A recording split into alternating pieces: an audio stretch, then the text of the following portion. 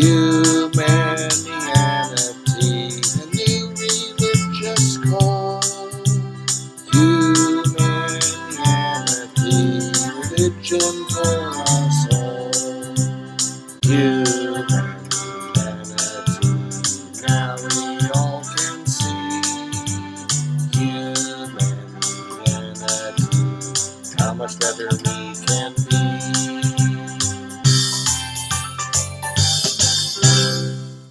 Hi, I'm Bill Van Fleet, and this is Humanianity Conversation number 63, recorded on July 14th, 2020. It is the first recorded conversation with Jordan Thompson, who has a strong interest in philosophical issues and has become interested in the Humanianity Project. Due to technical problems, the conversation has to be only audio. We discussed in detail some of the basic concepts involved in the Humanianity concept in preparation for some more specific questions about whether some of the videos that I have posted on Facebook imply things inconsistent with Humanianity. Some of the content areas that we explored were the meaning of natural, including what the opposite would be, the optimal response to important differences in belief, and ways of enhancing the process labeled as Humanianity within our current culture. There we go. Hey, Bill. Hey. Okay, so this is our Humanianity conversation. And you contacted me. You wanted to discuss some things, I think. Am I recalling that correctly? Yes, I contacted you first. After seeing a few statuses of yours on Facebook, I was beginning to recognize a pattern in the sort of the ideological or logical, I guess, camps that the videos or the people in those videos represented. And in many ways, based on my understanding of Humanianity and based on a more intuitive sense of camaraderie with you as an individual during philosophy group or during Humanianity conversations, it struck me as inconsistent or at least surprising. So my main interest, if it's okay with you, is to better understand how your understanding of Humanianity is consistent with a lot of the perspectives showcased in a lot of the videos you've posted in the last few months. Okay. And there may be inconsistency, and if there is, I sure want to know about it so that I can get back on track. But could you give me a little bit more of a picture of what area you're talking about that the inconsistency exists in, so I have a little bit clearer picture of what to address, because I could talk for a couple of hours about Humanianity, you know. So. And I should say too, like, I could be inconsistent in my own perspective of what Humanianity is, and it could turn out that I disagree with it in some ways. We'll see. But and I know you've challenged this comparison in the past, but I understand Humanianity to be a form of utilitarianism, and I find most of the arguments, I perceive most of the arguments in a lot of the videos I've watched from your timeline to be ignorant of a grander utilitarian analysis of the appropriateness of anger or perhaps even violence um, within any given not within any given circumstance, but at the very least within intense political circumstances.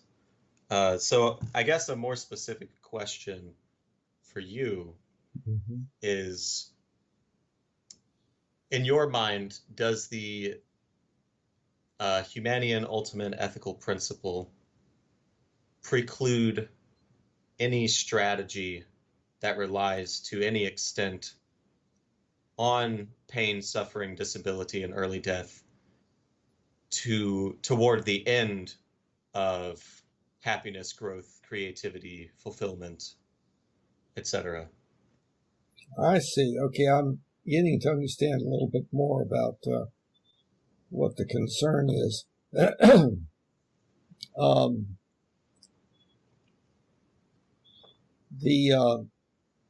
the website, Humanianity.com, the home page, the place where you arrive, describes what is required in order to consider yourself to be Humanian using the definitions of the website. And it points out that there is no required belief in order to be Humanian other than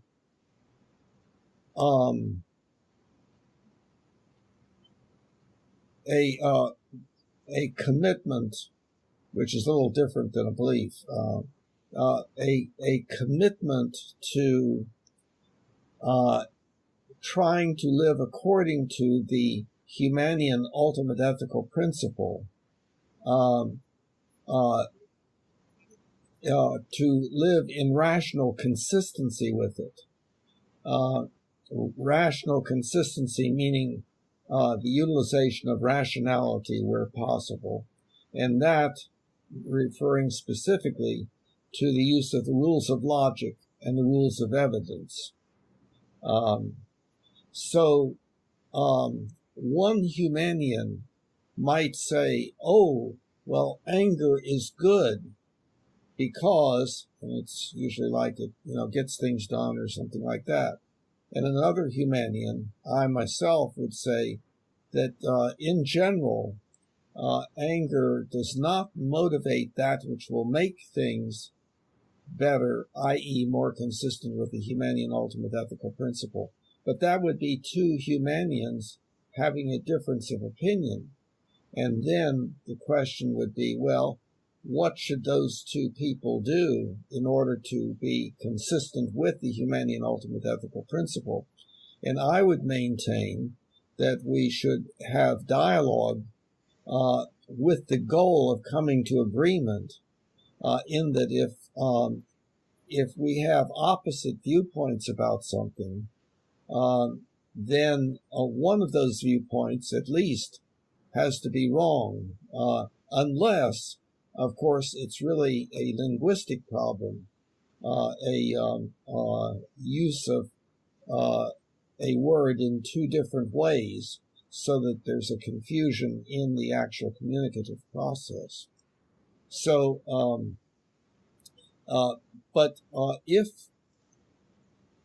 if, for instance, you believe that anger is good under certain circumstances, then we could have dialogue about that, and I would take the position that it is not a good thing, and but it would be a complicated area of discourse. So does that, how much does that answer your original question about Humanianity and its consistency or lack thereof of things having to do with anger that I have posted? Or Yeah, I think it makes more sense to frame the scenario we're in currently in the way you just did, as at the very least potentially two Humanians in terms of personal commitment, who might disagree on a facet of their perspectives, while are otherwise committed to the HUEP. Rather than deciding whether or not there's an internal inconsistency within Humanianity or between you and Humanianity. That's probably the better way to frame it. So I suppose, yes, my original question is, at the very least, its relevance is challenged. And I think this framing is better, so I'm okay with just moving on from that original question and moving forward with this new starting point for the rest of this conversation. Okay, there is one thing I would like to ask you, if you would give me your impression as to what Humanianity is, because that's where it gets a little bit complicated, where people do not understand easily what I'm trying to put forth. And so we've talked about what it is to be Humanian, but what is Humanianity? Just, what comes to mind? I think I've seen many a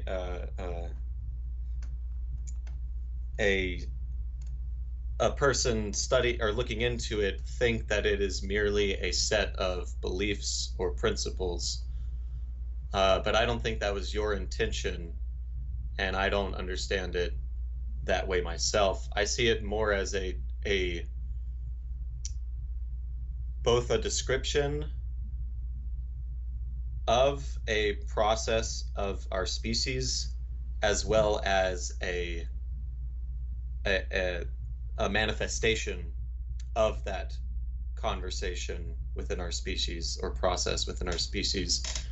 And your efforts to encapsulate it in a website are just one individual's attempt at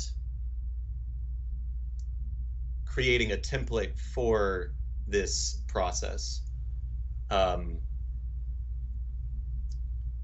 I believe that process to be a sort of, at the very least, social evolution toward a world that is more in accordance with the Humanian ultimate ethical principle. Yeah, I feel like that's the broadest way I could answer that question. Okay, and that helps me to know something that I think needs to be clarified. At least I believe I can clarify it better. That what Humanianity actually is. In the first place, it is a label that is being placed upon something that up to this point has not had a label. Just as if we were on a safari and saw this new creature and we needed to discuss it and study it and so forth, we'd want to put a name on it. Okay, so what this new thing is that we are observing, and it is manifesting itself everywhere, is a movement from the naturally occurring ethics that we as a species have, to something that is new and different, and is actually hopeful for a far better life for us. It's a change in our ethics, and the change is well, in the first place, the ethics is a phenomenon in a social species where the members of that species modify their behavior according to the demands, so to speak, of the culture, or the reactions of the individuals around that individual. So the individual, the chimpanzee, or a bonobo, or human, or dog, can does develop a set of beliefs about what I should and should not do, and that tends to change that individual's behavior from what it might otherwise be. So a little kid feels like throwing his food at his brother, but he says to himself, not in words, but, oh, I shouldn't do that. I've learned I shouldn't do that. Or, boy, when I do such and such, I really get a good response, positive reinforcement. This is what I really should do, and so on. Okay, so what that ethics is the ethics of obedience to whoever or whatever is more powerful or most powerful. And that's a part of being a dominance hierarchy species. So the problem is that whoever or whatever is most powerful, X, cannot be agreed upon, is different for different people and has different properties and so forth. If we want to go all the way to the religious, there are, different kinds of deities. And then there are people that do not believe that there is a deity, and so forth. So there's no ability to come to any agreement as to who or what X is and what the demands of that X are. But we still divide up, and part of that is our tribalism, where we in our group believe such and such, and we act according to it and so forth. But this other group, they don't, and so they're not one of us. And of course, that sets the ground for conflict and all sorts of terrible things and so on.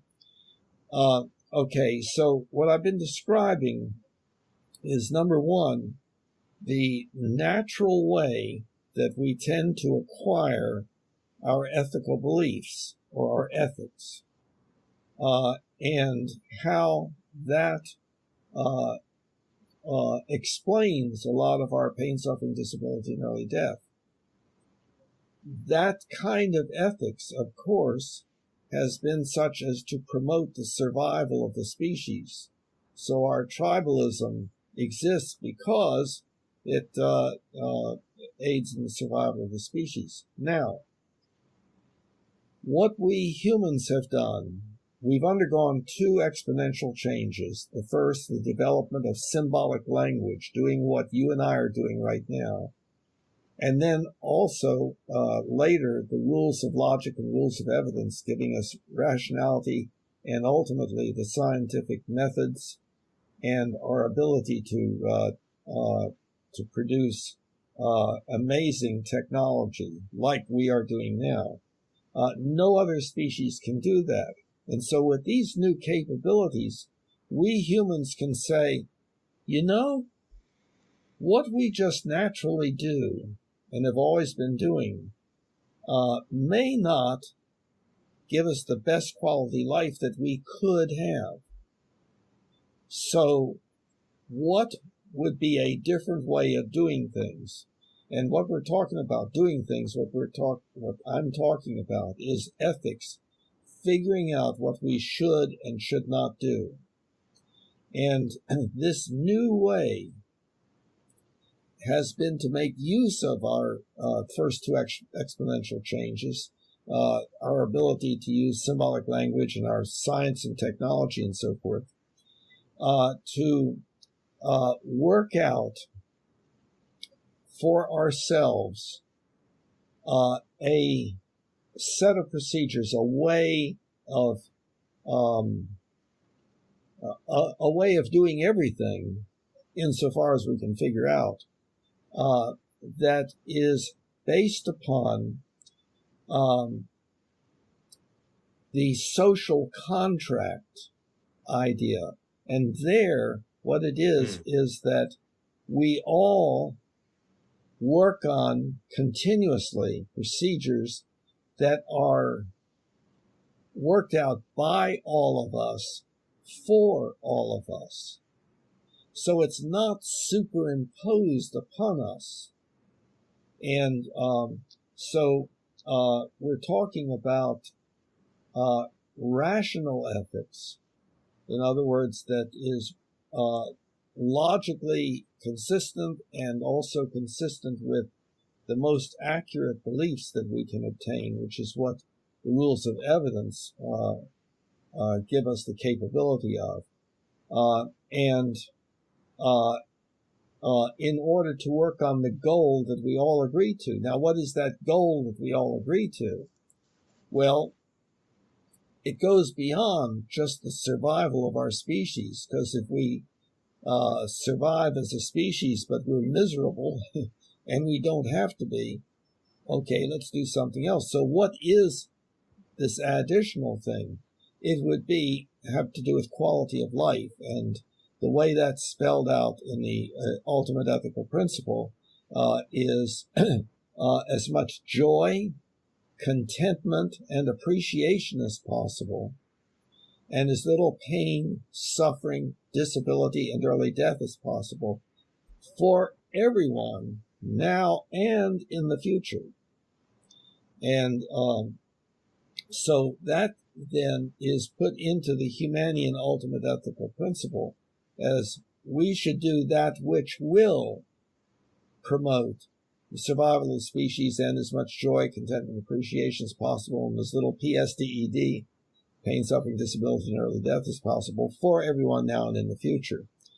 And that is just an agreed upon ultimate ethical principle, meaning that, well, no, some people say, no, we have something better to promote the greatest diversity of species on this planet, meaning get rid of one species that's messing up everything else, us.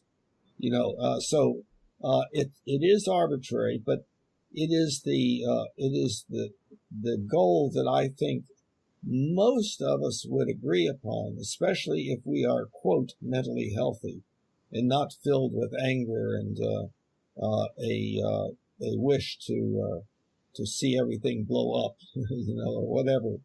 And so it is so Humanianity is this process that's going on throughout the species in many different ways, where we're working on a new kind of ethics, not authoritarian ethics, but rational ethical consistency with the Humanian ultimate ethical principle.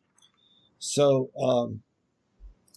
and the place where we have always gone, everybody who wished to, it was available to everybody to work on how to be a good person, has been our religions. So this is a movement that is occurring in our religions. They are beginning to move away from authoritarian religion to progressive religion, and to religions that, for instance, do not require even a deity or anybody to obey, but instead a place to study what we humans are like, what we were like back in the ancient days, what we're like now, and how we might become even better. So it's a movement within our religions, but within our species in general, and toward this new ethics. So that's what Humanianity is.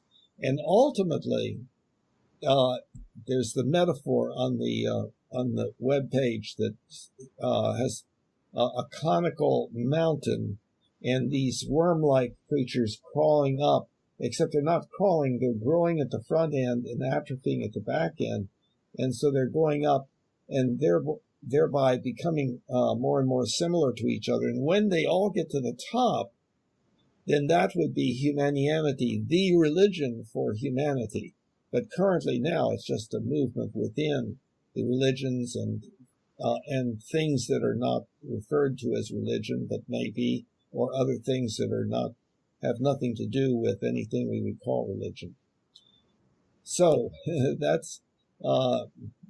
is an overview, clarification of what this thing is, Humanianity, that has not had a label, but is happening everywhere. So to clarify, was your goal with that clarification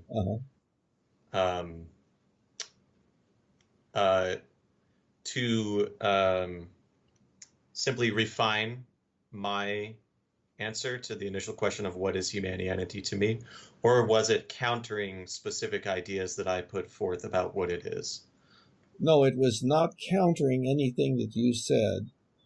It was to add some clarification. And of course, I see myself as speaking not just to you, but anybody else who might ever, listen to our conversation. Because others coming into the conversation, listening to it, may have had no exposure to the concept of Humanianity. I see. That makes sense. Mm-hmm. So, forgive me, but that was long enough for me to have lost track of any precedent we had set for this conversation. Well, I don't know of any precedent. Okay. So, functionally, we can just use the information you just provided to inform the rest of this discussion. Yeah. Okay. Mm-hmm. I'm curious regarding that description. The one thing about it that I didn't understand, and I recall not understanding in the past, is the implicit distinction being made between what we do naturally versus what we do something else. The distinction being that there's a way to behave other than naturally. So I'm wondering if you could clarify that for me. Yes. I think I understand what you're saying. The problematic term is naturally. And what I mean by that is that when a child comes into the world, the parents have to, in some way, bring about change in the behaviors that child exhibits, just, quote, naturally. In other words, they are tendencies that are there within the child that have to be changed and modified to an increasing extent in order for that child to become an adult who is well-functioning, happy, and contributory to society. And we know, of course, that that process very often is, or most often is, less than perfect.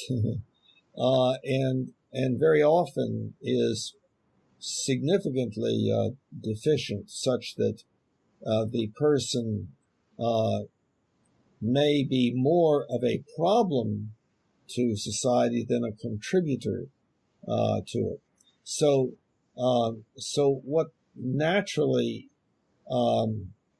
refers to is the behavior that is built into us and chimpanzees and other species and so forth, that in some way has to be modified by the culture.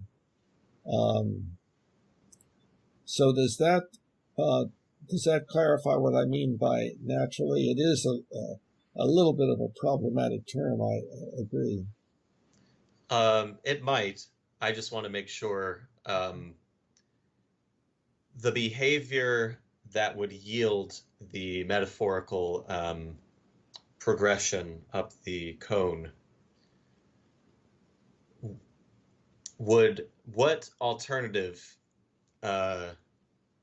would we use? What other side of the dichotomy would we use to describe that behavior, Okay.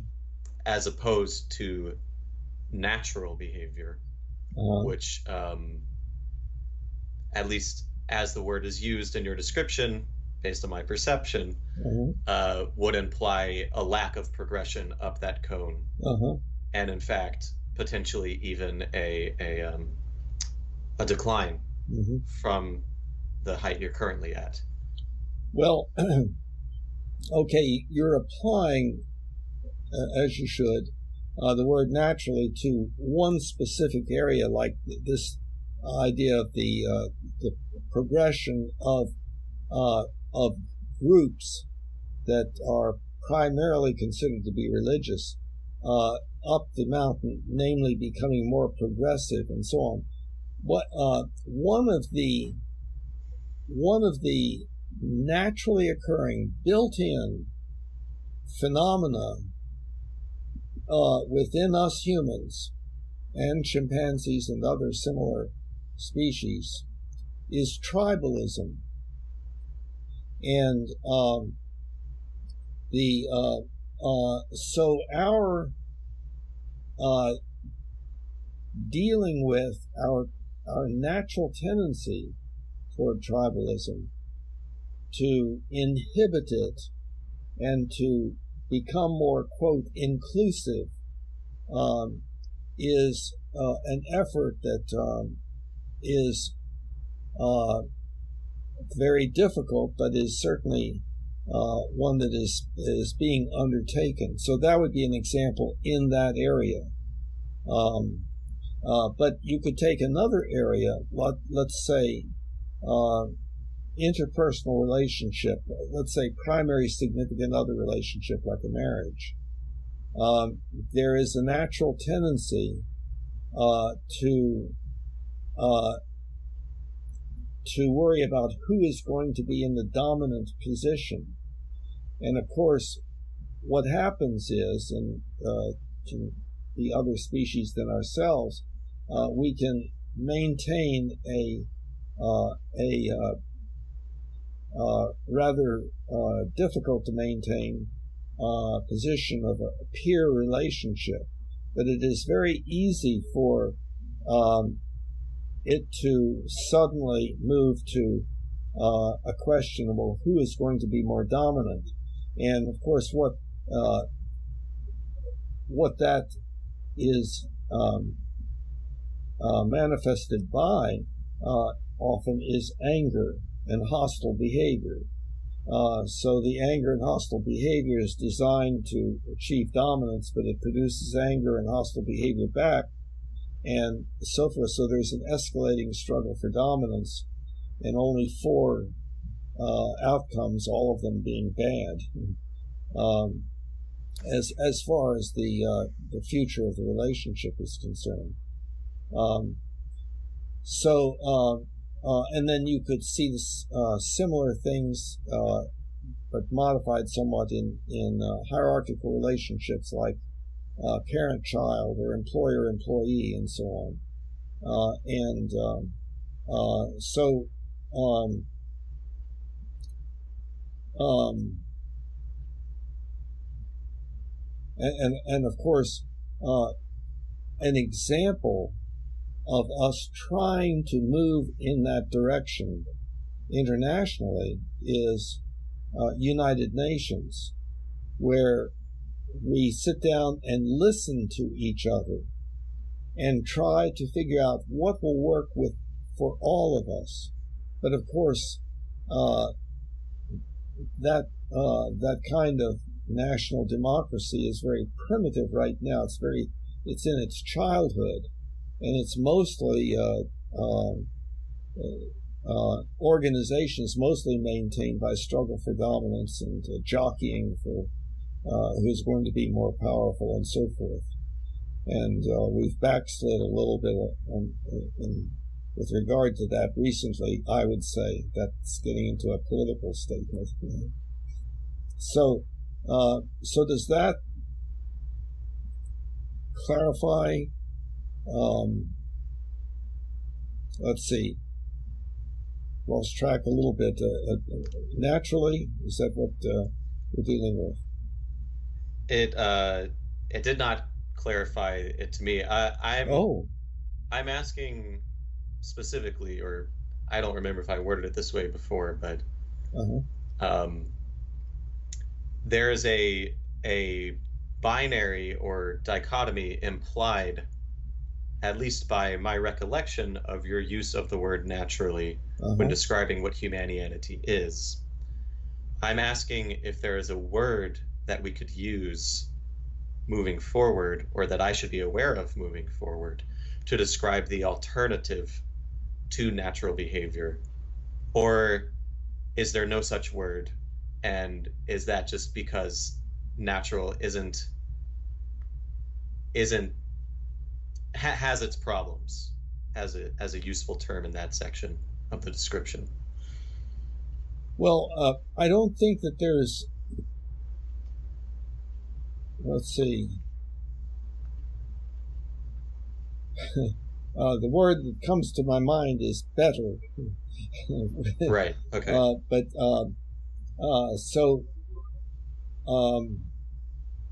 It is not natural for people to sit at a table and keep the fork on one side and the knife on the other, and to say, would you pass the whatever, and so forth, and to all eat at the same time, and then all of that is culturally, it's cultural behavior. Maybe cultural might be the good alternative to natural, except that cultures are natural. Chimpanzees have cultures and so on. Right. So I'm not sure I'm not sure that there is a good word for it, a good term. I think that rather than linguistic consistency, the reason I'm persisting with this one aspect is because I think farther down the line, either between myself and you in this discussion, or between Humanians in future discussion, the dichotomy implied by that word might muddy people's conversations, where if they use the word naturally to mean better or cultural, but the other person understands it in a different context, that could just be a linguistic hurdle. Yeah. But I think beyond that as well, it could lead to an idea that I don't think you adhere to, which is that there is some distinction between two sides of humanity, or two types of humanity, or to like values of humanity where there is the natural side and the unnatural side. I see. Yeah. And if I recall correctly, that is a distinction that you have precisely challenged, if not through Humanianity, then just through conversation. So I just wanted to make sure what your position was in that respect, so that I could be comfortable moving forward in any way that wording might be relevant later on today. Yeah, that's an excellent point. And you talked about dichotomy and binary choice and so forth. And I don't see it that way. I don't think that there are things that we can that we can have an impermeable wall, and on one side are one set of things, and on another side another set of things. What it is that's not the way reality seems to be anyway. It seems to be probabilistic fields, and so on. So what we're talking about is movements in directions that lead to more or less PSDED, pain, suffering, disability, and early death, and so on, or more joy, contentment, and appreciation, or less. And also, it's not just that the phenomenon itself, independent of us, does not have a precise boundary. It is that the situation, what we're talking about, the kinds of things we're talking about are so complex that very often there's no way of figuring out, like, for instance, that this way of doing something is better than that way of doing something. Much of the time, we don't know. We can't figure it out. We could guess, but it would be very close to 50-50 probability. So, yes, so it's not dichotomous binary thinking in any way. Would you agree that the use of the word naturally there implies a dichotomy? Well, I guess my first answer would be, yeah, I guess so. There's either natural or unnatural, but in my thinking about what I mean,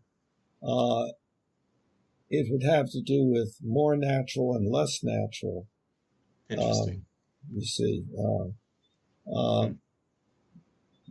it's kind of like like most of the time that we do measurements, there's a margin of error, and so on. So we can say that, yes, this length is equal to this other length, sort of. And so it's not like it. We can say yes or no using some criterion of the range of probability of deviation that would be acceptable as indicating equality, something like that. It still seems to me that if the alternative to unnatural or non-natural is less natural, you mean that I think you meant natural rather than unnatural. Start again. No. If the alternative to the unstated side of the dichotomy is not unnatural, but is instead less natural, which is what I interpreted. No, more natural. I think we've got different ideas of what it is that you're referring to. Well, My understanding of your description is that description of. Sorry, description. Okay, my understanding of your answer to my question, the question being, would you agree that the use of the word naturally implies a dichotomy? Was that you said, first of all, yes, but secondly, perhaps the best way I can think to frame it is natural versus less natural, or perhaps more natural versus less natural. Yeah, Is that's that right. accurate? Yeah. My initial response was primarily to the linguistics. If it's not such and such, then it's what is it? It's something else. And Right. We tend to think binary, but then in looking at it closely, things are not binary, generally speaking. Right. So that's what I'm responding to. So I'll try to carefully phrase it. I'll word it a different way. If we could describe the worms atrophying on the bottom and expanding further up the elevation or the incline as less natural, then it seems to me that if we're picturing an end or a destination or a pinnacle at the top of the cone, that would conceptually be translatable to zero natural, which might as well mean, in my mind, unnatural. See. Okay, we have all sorts of tendencies built into us, and some of them are, quote, good, and the more we promote them, the better. So it is some of these natural tendencies within ourselves that is helping the process to move up the mountain. It's that we are able to do that more because of our language and science and technology. So it wouldn't necessarily be less natural behavior. It would just be emphasizing aspects of our natural behavior more than other aspects of our natural behavior, such as dominance hierarchy-based habits. Yeah. Yes. In other words, it would not mean these tendencies would not be absent from within us. Some would be inhibited, some would be enhanced. And we're training ourselves to enhance the quote good ones and inhibit the quote bad ones and so on. So, and certainly from the standpoint of the natural sciences, it looks like this development is a naturally occurring one for a species that develops symbolic language and other things based on it. And there's only one that has done that to any great extent, and that extent is almost infinite. So, but that doesn't mean that it is inconsistent with the natural sciences. Right. And it can be happening on other planets also. Okay. So when you originally used the word naturally in your description, in your clarification of what humanianity is, my reaction to the use of that word was that there had to be something else, and that what was natural, at least linguistically, was contained within the types of behavior that we are trying to move on from. So I'm hearing something different from you now, however. I see what you're saying. So long as we're on the same page there, Oh yeah. I have no conceptual antagonism Yeah. toward that idea. Though I will still continue to say that I think it's probably worth trying to figure out an alternative word, hmm because I doubt I would be the only one who would have that interpretation. Right. Um, Yeah, and if you have any ideas, please pass them along. I'll keep that in mind, but I do not at the moment. I think even the conceptual rift between natural sciences and social sciences doesn't make sense to me, because they both assume the same procedure for the goal of understanding, and they're both attempting to describe phenomena of the natural world. So I just understand social sciences as contained within natural sciences, as any other study of science is. So the reason I'm saying that is even the suggestion of cultural doesn't quite make sense to me, because I see cultural as contained within natural. Um, so anyway, I don't know of a better term at the moment, but Well, actually, there is a complex area right here that having to do with the natural sciences and so forth, and it produces my saying some things that almost nobody would agree with. And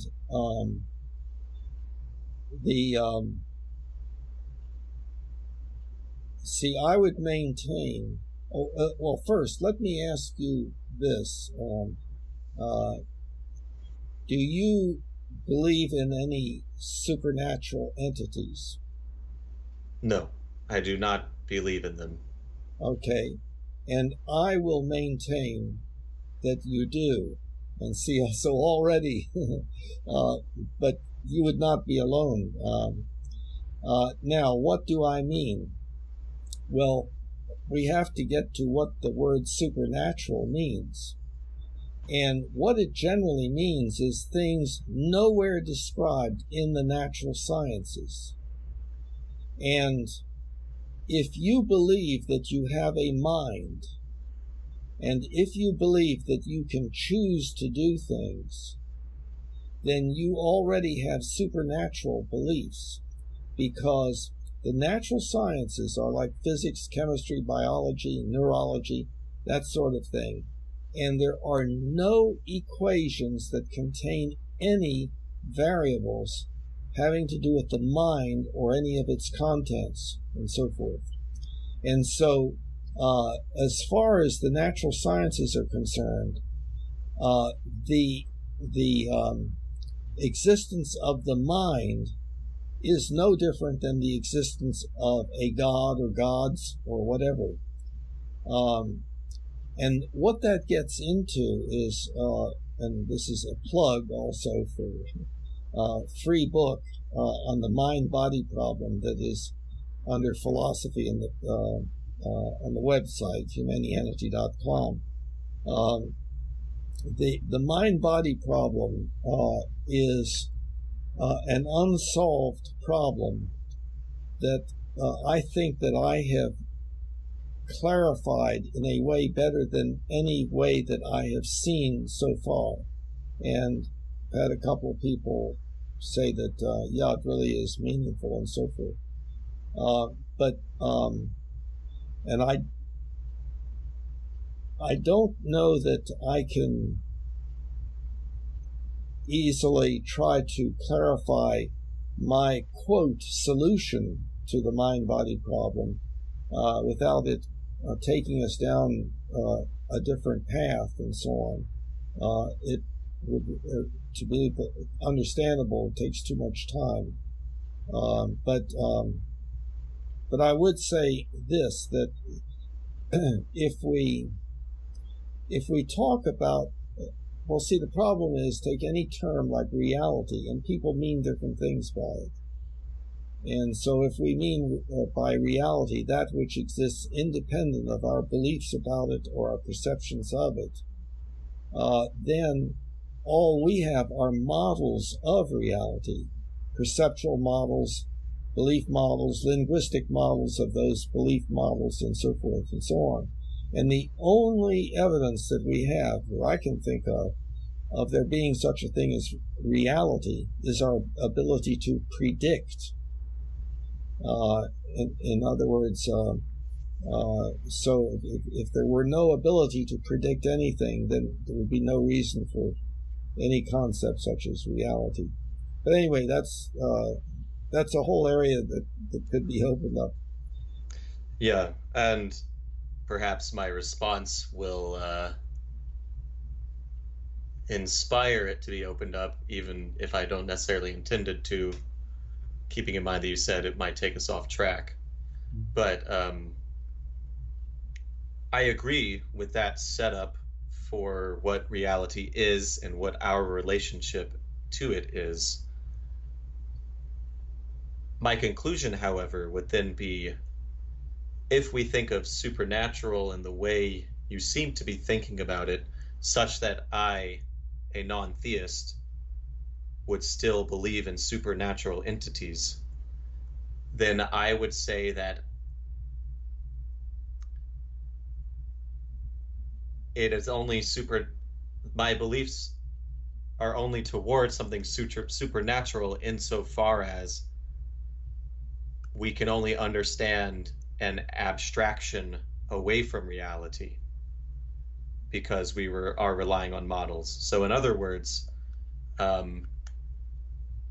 trying to explain the mind is, we use the same strategies in the social sciences to try to explain the mind as we would to explain the ecology of a hedgehog or the molecular content of water. All in any case, our explanation manifests as a model for reality. So if we use what I imagine your definition of the word supernatural is when asking an individual if they believe in supernatural entities, then it seems as though everybody should say yes. Mm-hmm. Correct. Okay. So then I'm wondering why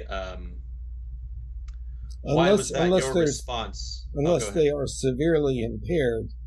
But in childhood, when you look at somebody else, you feel like there's somebody there inside that body. Mm-hmm. And that's something that has not been identified in the natural sciences. And in fact, it has never been observed. Consciousness, for instance, has never been observed. Okay. So I guess I'm wondering then, if we agree that everybody's answer, barring I guess cognitively impaired individuals, would be yes, using that definition of supernatural, then I'm not sure why your response to my, I guess, frustration at the de facto distinction between natural and social sciences was what it was. Yeah, I don't recall exactly, but we use the scientific methods that involve measurement and so forth, and when we measure things that are indeed in the physical world rather than the mental world, like reports of this individual as to what is in this person's mental world. They have reports, and then we take the reports and we measure that and so forth. It's a complex area. We do seem to have come to a fairly predominant view that whatever happens in, quote, the mind is dependent upon what is happening in the brain. And of course, that leads us to a somewhat unpleasant idea that when the brain goes, then there's no more mind, and we would prefer to continue to exist, and so on. So that's a troubling area. And there are like alternative views and so forth, and there's scientific study of things that would imply that the mind does not disappear, at least completely, when the brain goes, and that would be studies of past life events, or a person being able to describe events in a person's life in the past that the person could not have known about, and are discovered to be so when going back and checking. And then there's the question about the accuracy of such studies and so on. And I've not arrived at a conclusion. I would like to kind of feel like I would continue to exist, but I would like to have existence be a little bit better than the way it has been much of the time. Sure. Right. So I wonder, and maybe this could be a segue into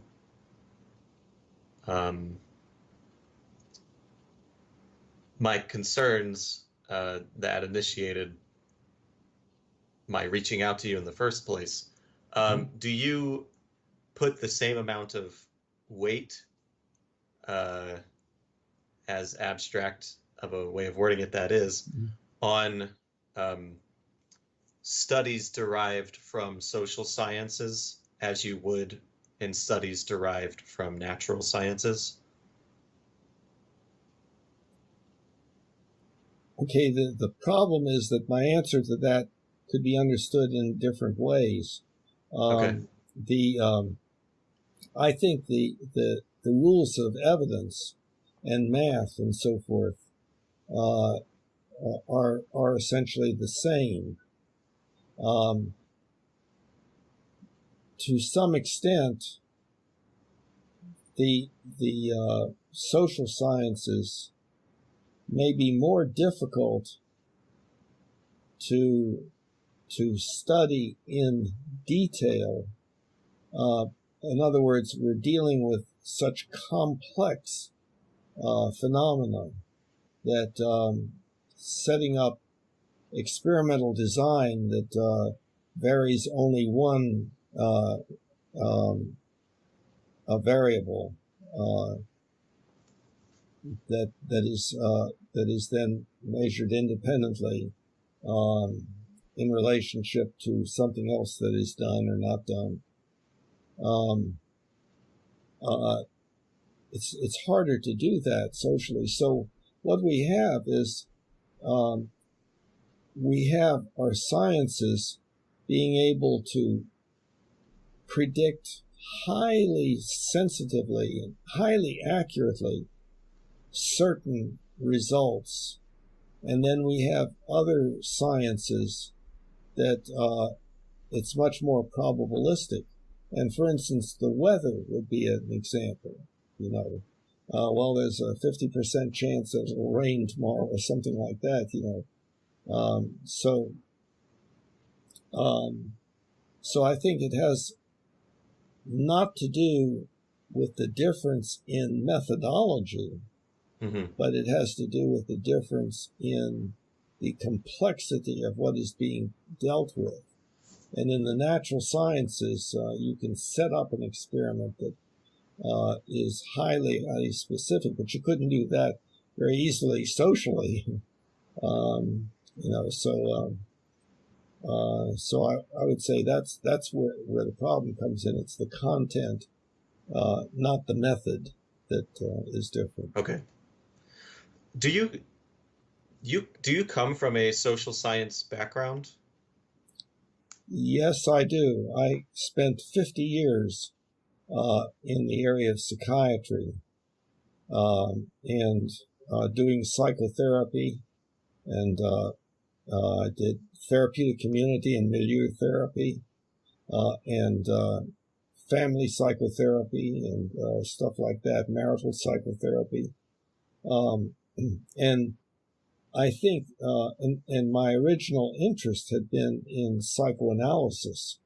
And I had many years of psychoanalysis, lying on the couch 4 times a week for associating and so forth, and was going to become an analyst, but it got analyzed out of me, and I went off on a separate path. So,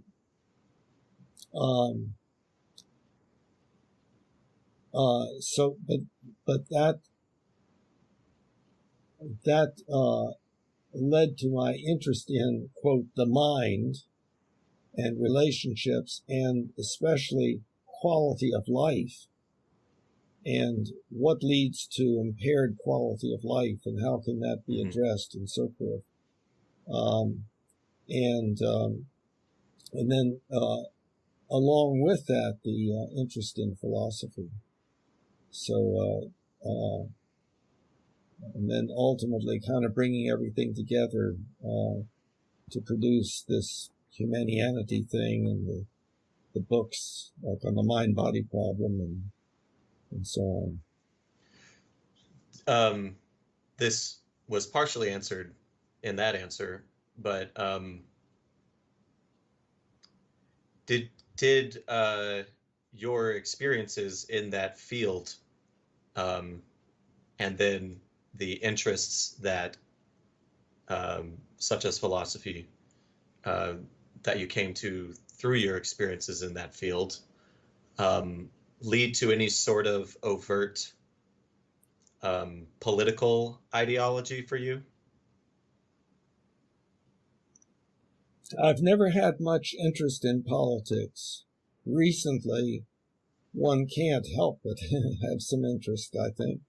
But no, I did not consider myself to be politically knowledgeable, and to have a vote that would be predictably worth something in the proper direction, and so on. So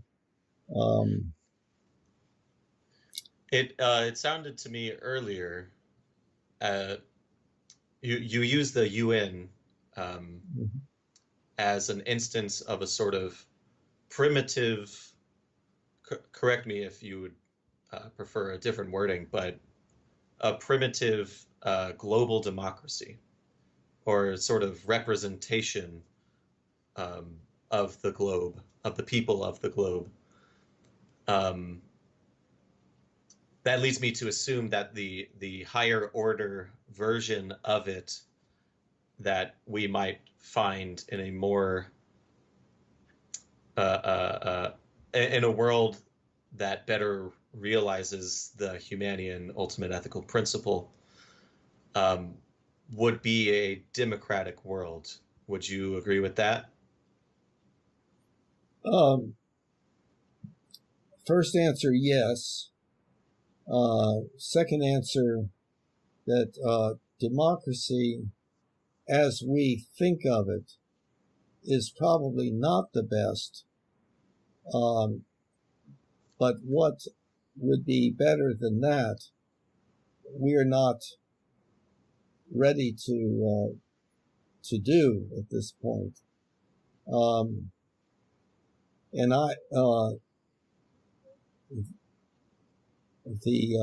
the main, well, first of all, primitive with regard to the United Nations. What I mean is that whatever conflicts we have in the world, as opposed to demonstrating superiority by the use of sanctions and or military or some kind of economic trickery and or cyber warfare or whatever would be the people getting together, not staying apart, but getting together and talking even more. That the bigger the problem, the more the people need to actually get together and talk. But there is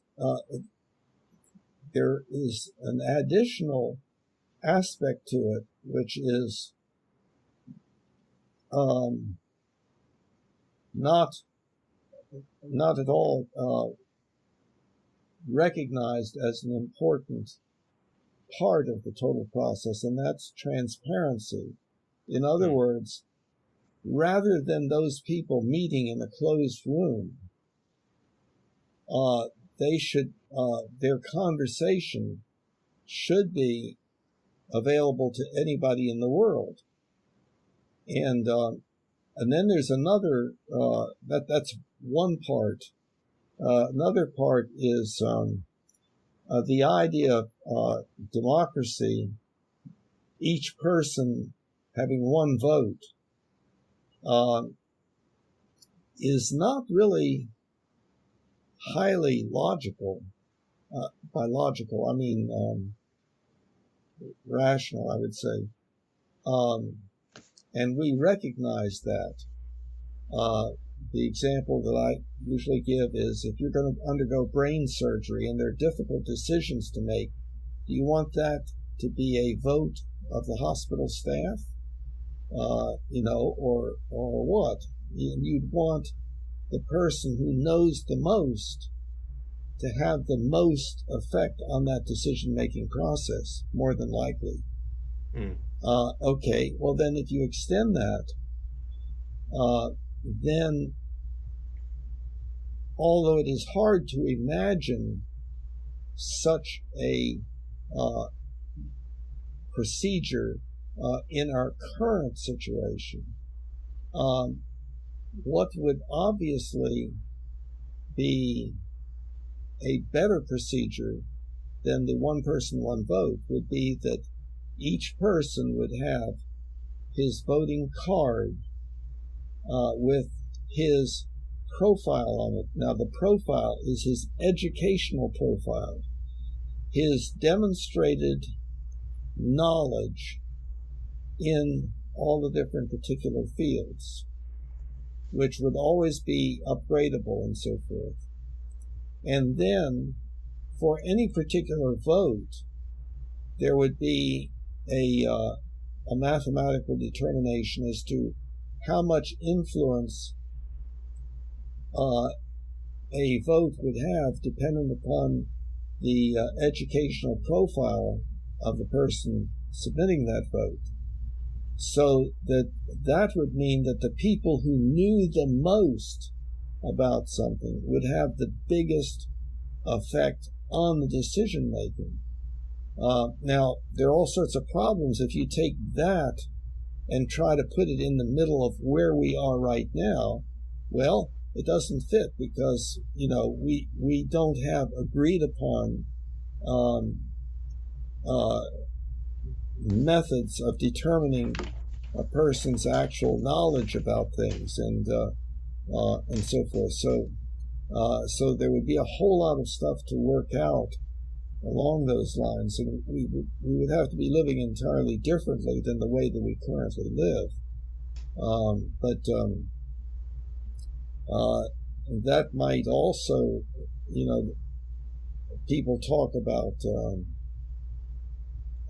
fake news and how people can be misled, and obviously we have diametrically opposed viewpoints with a lot of feeling of certainty on both sides. And we do? No, not you and I. No. Okay. I was talking about we humans. Okay. Yeah.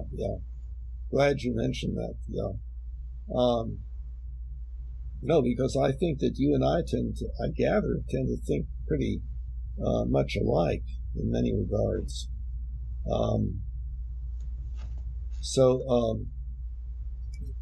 But so what happens is we have these waves of group think that happen, and all sorts of bad stuff can occur with these tidal waves of actually inaccurate belief and so on. So we have a really great need to do something about that, to become more rational. I assume there are more ideas in your mind about what a more Humanian world might look like. That voting system being one of them, and I imagine those further ideas would be similarly hard to imagine, or at the very least would be perhaps impossible to insert into our current system. Given that assumption to be accurate, do you ever think about a path from where we are now, a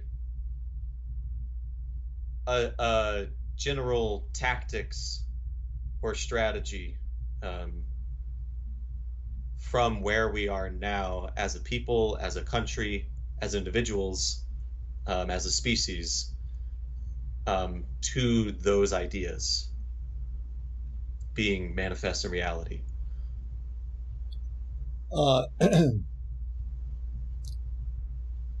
Yes, in a sense, but not.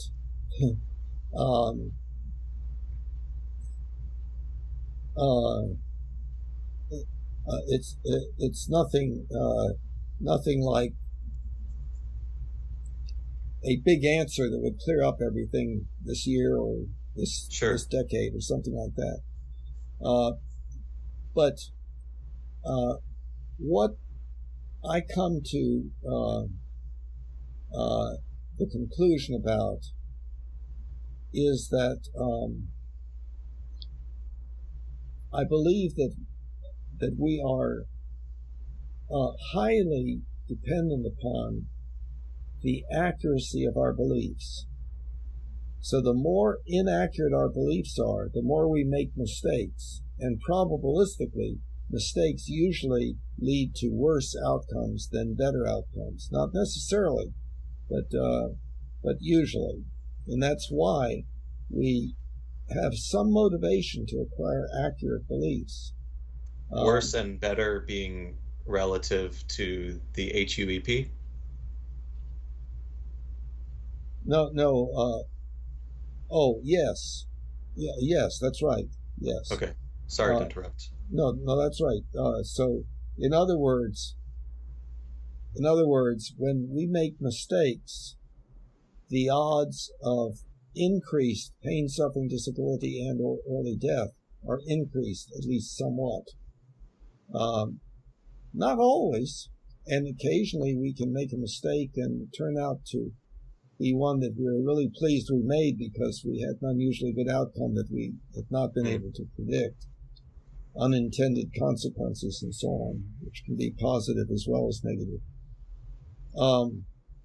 Okay, so if accuracy of belief, and by the way, I'm really referring to existential belief about existence and how it works, and stuff like that, not ethical beliefs. But that's also, that's a different issue. That has to do with whether our ethical beliefs are optimal or not, but also whether they are based upon accurate existential beliefs. That's a little bit complicated to talk about. But anyway, um, um, if that is so, then one of the most important things that we can do is whatever it would be that would help us most rapidly to arrive at accurate beliefs. And I can think of nothing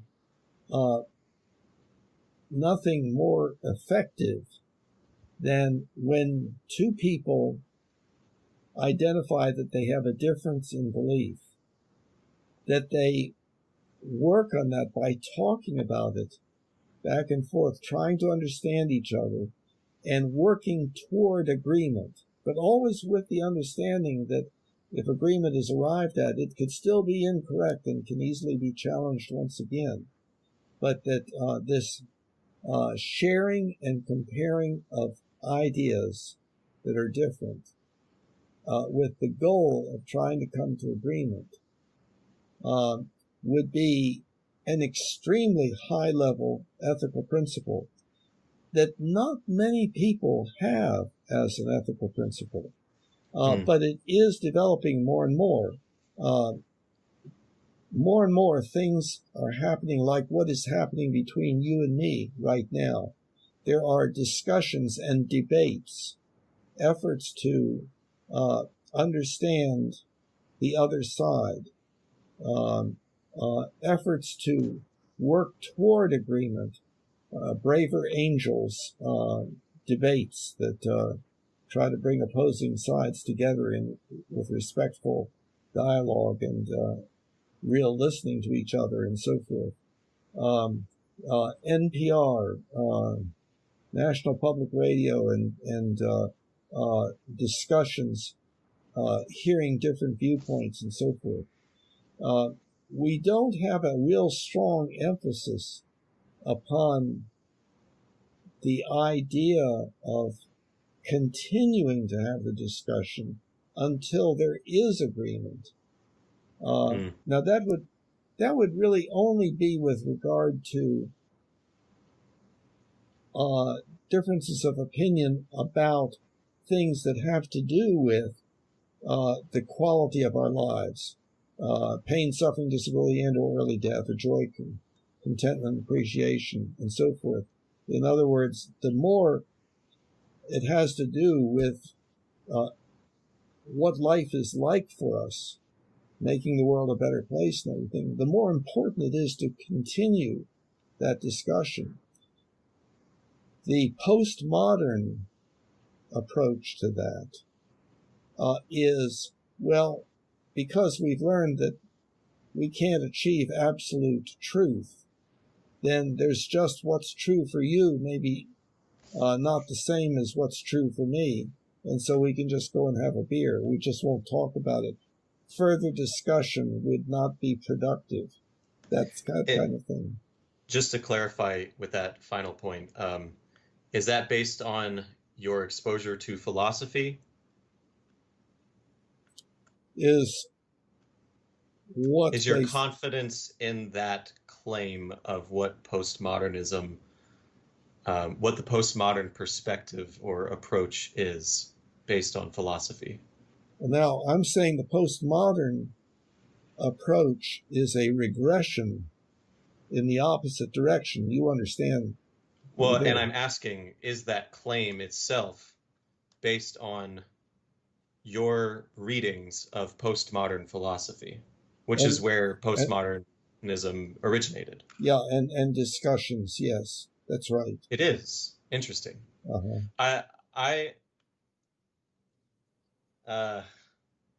Not to derail, but nihilism is often associated with postmodernism. But rarely do I find that association to be based in a reading of postmodernist work. I would not have associated it. Well, I think relativism, which is what you seem to be describing as the postmodern approach to dealing with disagreement, I would say is is an answer to some looming threat of nihilism. Oh, no, I think it is the answer to the looming threat of anger and relationship breakdown, because we have a tendency built into us naturally to struggle for dominance, and many of us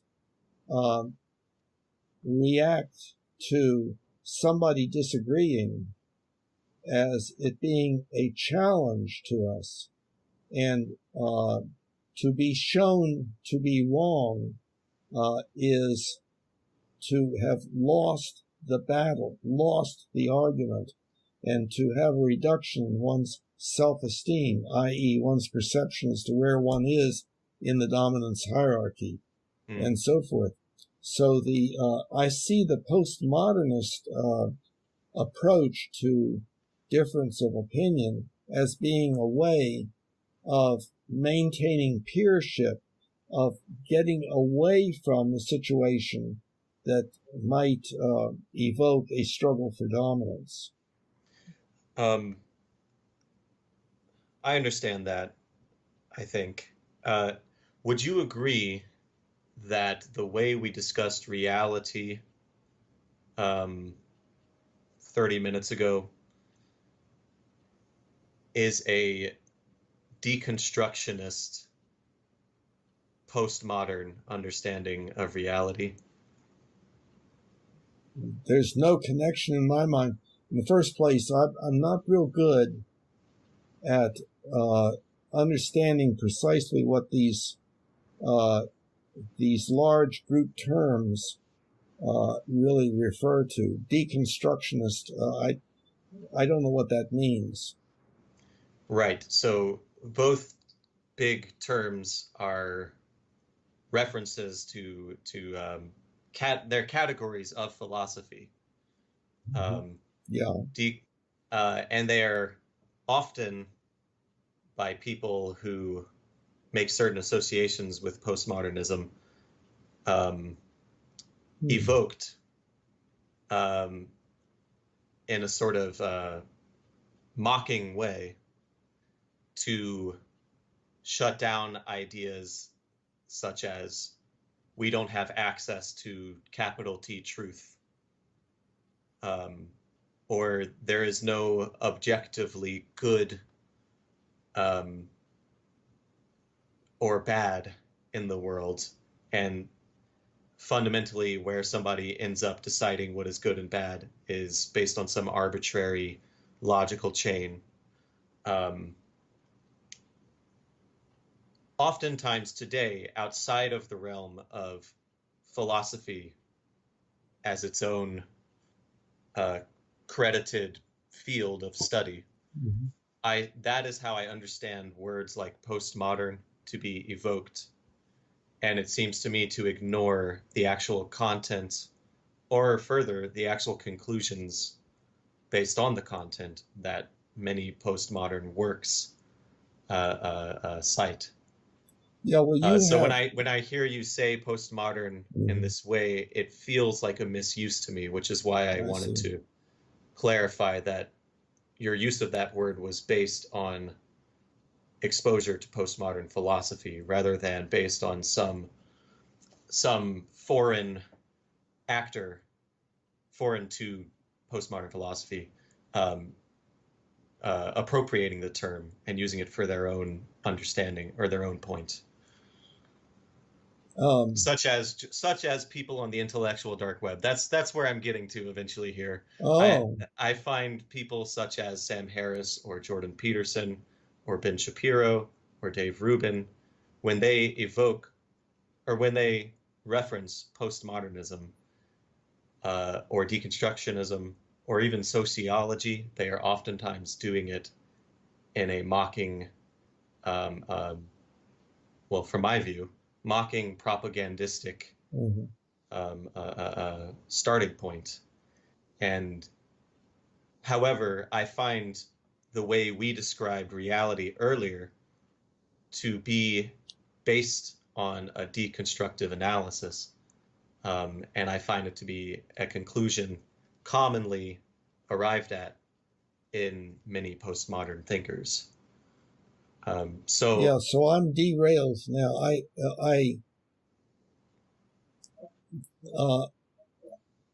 Some of the terms, you are more knowledgeable in the area currently of the various philosophical movements and so forth, and like what people have said what and so forth, than I am.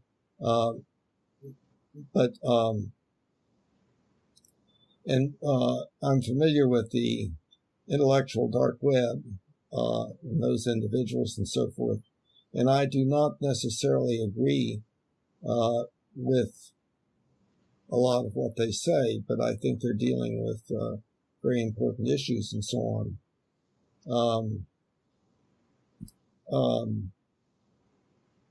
I don't think there's anybody there that I agree with.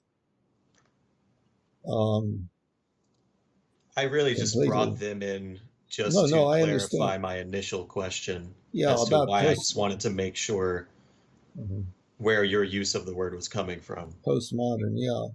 And I recognize it could be an excessively limited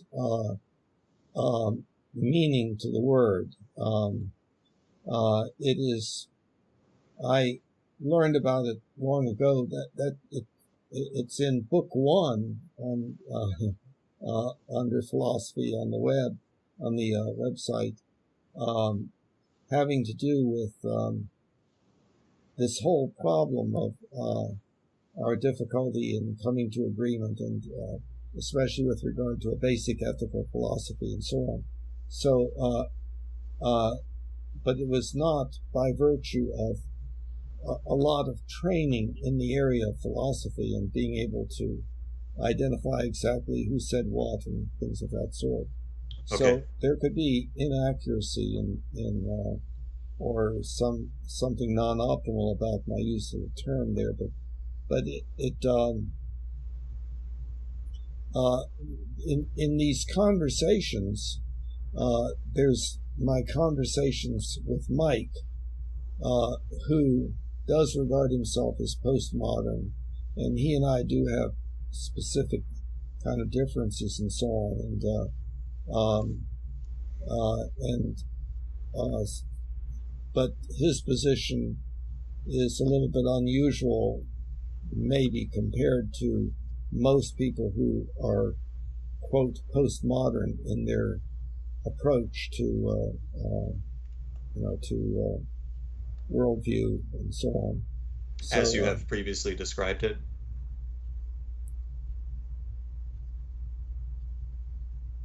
The people who are postmodern as you have previously described it? Previously described postmodern? Yes. Yes. Okay. Yes. So he's different from those people? To some extent. But the basic idea, as I see it, or it's not necessarily the basic idea because I don't know enough about the total realm of philosophical thinking and the labels applied and so forth. But the most important aspect in my mind has to do with the problem of there being difference in viewpoint, difference in belief, and what to make of that, what to do about it. Mm-hmm. And now I consider that my idea about what to do about it is a growing idea. I'm not alone in the world about it, but it's not necessarily a majority worldview, because it has always tended to be recognized that that when there's difference of opinion, at least in certain areas, that can lead to relationship problems, and the relationship problems have to do with primarily the tendency towards struggle for dominance, and also the problems produced by tribalism, where for us humans, membership in our groups often is based in part, at least, and maybe entirely, upon what beliefs we have. And so if we then start having a belief that is different than our group, our tribe, we can be in serious difficulty. And in fact, in some instances, we can, it can be a fatal problem.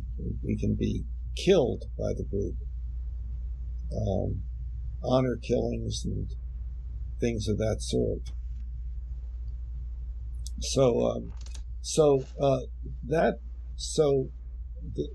And there's the whole problem of cognitive dissonance. Like a person may have his or her self-esteem based upon his or her beliefs that operate together as a system, and then if one of those beliefs is challenged, to think about changing it shakes up the whole system, and it can have a really bad effect on the individual. And so the question is, with this difficulty in questioning one's own beliefs when confronted by the existence of somebody else who believes significantly differently, what can we do? And the postmodern approach, as I understand it, is one of saying, well, okay, this particular area of discourse, we will just encapsulate and say that discussion in that area is not productive. And that way we can remain friends. We can agree to disagree. Agree to disagree, yes, that's right. And that is a postmodern, as I understand it. And that's the biggest thing about postmodernism in my mind. It may not be. Maybe there's some, but I have not heard of it so far that I know. Okay. All I'll say to that last aspect of what you said is just that from my understanding of postmodern theory or any sort of aggregate or conceptual overlap from one postmodern thinker or writer to the next, that is an incomplete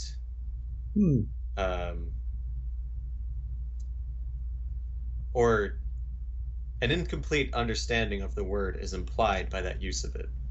However, could you tell me, give me at least a hint on what is more relevant or additionally relevant? Well, it varies from one person to the next in many cases, but I think there is a sort of through line of perhaps lamentation or bewilderment in reaction to the seeming reality that there are countless varying opinions and perspectives that exist in our world, many of which are incompatible with one another. However, many of which are also adhered to in full confidence as a standard by which to mold society off of or social relationships off of. So I think a lot of postmodern theory starts there, where I think many postmodern theories move from there is not to the sort of defeatist conclusion that you seem to be citing right now, but instead something more concrete in many cases, often concretely political in many cases. And I'm not necessarily saying that I agree with their answers to this bewilderment or to this lamentation. So But Nietzsche, for example, would cite the Übermensch and like a world that does its best, essentially a world that does its best to uplift those who have the potential to achieve that state of being. He might posit that as a solution, which is not at all something I think you would agree with. But the main point there is just that it is a solution. In other words, I think postmodernism is the project of contending with relativism, not just acquiescing to it. Contending with, instead of relativism, contending with the existence of multiple viewpoints with feelings of certainty about them. Correct. Yeah.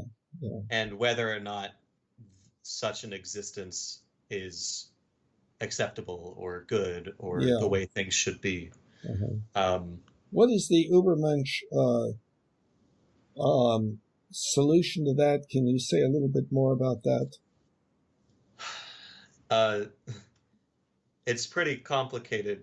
The main place that Nietzsche discusses that is in his work, Thus Spoke Zarathustra, which is a very almost religious in its telling style of writing. And it's not necessarily that Nietzsche himself was a super spiritual person, but it was more so just the framing he chose for that particular narrative. But it's built on top of previous works of his, such as Beyond Good and Evil, The Will to Power, The Birth of Tragedy,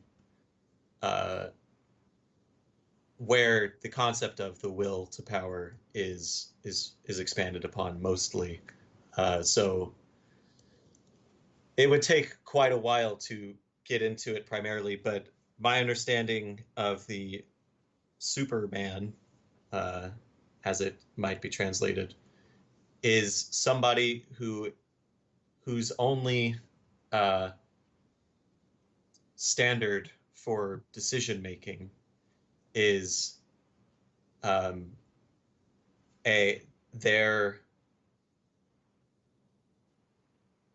their highly intentional, highly sophisticated, or is based on their highly intentional, highly sophisticated awareness of their own conscious desires. So in other words, he might talk about how an individual in one moment might have, when trying to make a decision, they might have desires competing with each other. Oftentimes, things that individual isn't aware of, even if they are aware of the competing desires themselves, will determine which of those competing desires turns out to be the winning desire. So the Superman, as I understand it, is somebody who is more attuned to how that process works within them specifically, so that they can better or more reliably choose the desire that, relative to their own standards, would be the most satisfying or the most satiating. That's probably the most tame way I could put it, because he uses very strong language. I see. But anyway, the political implications of that idea, or at least of my interpretation of that idea, are not something that I would agree with necessarily, unless we could somehow have a democratically functional species while people are also that way. Well, let me see if what comes to my mind is self-understanding, understanding of the self, the epitome of which would be some form of, would be what one would accomplish through some form of, quote, psychoanalysis. But in other words, the study of the self, really becoming understanding of oneself, but then the conversion of that into one's ethical system. In other words, okay, therefore, what should I do? Would have something also to do with how important it was to consider other people in addition to the self. Right. And does he seem to take the position that it is the self that is what the Superman should would consider, and not other people? He would at best, well, at most say that there might be, we might come to realize some profound importance of the existence of other people in relation to oneself. Mm-hmm. But I don't think he would say that that is the case. I don't think he would say it isn't the case. Mm-hmm. I think his position there is more so we have not had enough people or records of people who have achieved the state that he describes to really recognize if that would follow from a sort of a grand adherence for as much of the human population as possible to that to that standard. So I can't say, I can't say the degree to which other people would be relevant. And that is partially why I can't say I agree with that instance of contending with a sort of moral relativism, or the arbitrary nature of morality or whatever. Let me see if I'm hearing you right. You are not comfortable with the idea of moral relativism, that you do believe that there may be some absolute moral truth? No, I'm saying I'm not comfortable with his solution to the apparent problem or problems implied by moral relativism. I think we're in agreement that the HUEP, for example, is not a conclusion arrived at through having access to ultimate capital T truth. And I think we're in agreement that that is fundamentally based on some arbitrary set of desires that any individual who agrees with it has. I think that's the best we could ever have.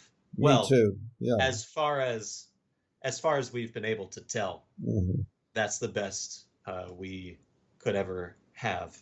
So therefore, we should try our best to appreciate the sort of mysterious connection between existential and ethical beliefs, or I guess the mysterious connection between our existence and reality. That's I'm a little worried about whether I've understood accurately what you meant by that, because there is a real easily understood interrelationship between ethical beliefs and existential beliefs. Rather than simply rephrasing that to what I said afterward. I was replacing that with what I said afterward because that system is more coherent. Yeah, so not existential beliefs versus ethical beliefs, but I guess existence and reality. Well, those are the human experience and reality. Well, because of my writing the mind-body problem book and talking about reality and so forth, I know that I don't necessarily use the word in the same way that other people generally use it. Reality? So, yeah. And so I'm not sure that I have followed you. Yeah, so maybe we're using it in different ways. I suppose I do mean some sort of I'm not even sure if there's a way to for language to explain it, but the best I can think of is material realm or objective state of things. Well, let me ask you, by any chance, have you read my book on the mind-body problem? Only the introduction. I see. Okay. Well, and that was years ago when you first introduced me to it as well. I see. Okay. Well, I would still recommend that that if you get time, that you take a look at that, and I'd love feedback on it. I went through the book sentence by sentence, paragraph by paragraph, with one person on the phone, looking for anything that seemed either unclear or incorrect, and found that there was one sentence that was indeed not proper. So I went in and put in an edit that clarified and restated it properly and so on. But that book was quite an achievement. I went through a lot of mental reorganization and questioning and so forth, and so I don't think that I think normally anymore. What I observe is that people use the words in many different ways, and they can mean many different things and so on. So if you get around to that and find anything in it that seems ambiguous or incorrect, I would love to hear about it and have discussions with you about it. Okay. And even if I don't, but I would still like to talk about it anyway. If I read it but don't find any inconsistencies or that would be great. Ambiguity. Great. I think it's ironic because perhaps your style of writing or speaking is precisely what such a philosophical problem needs to be understood. It is at the same time a significant deterrent for me in many cases for a willingness to invest.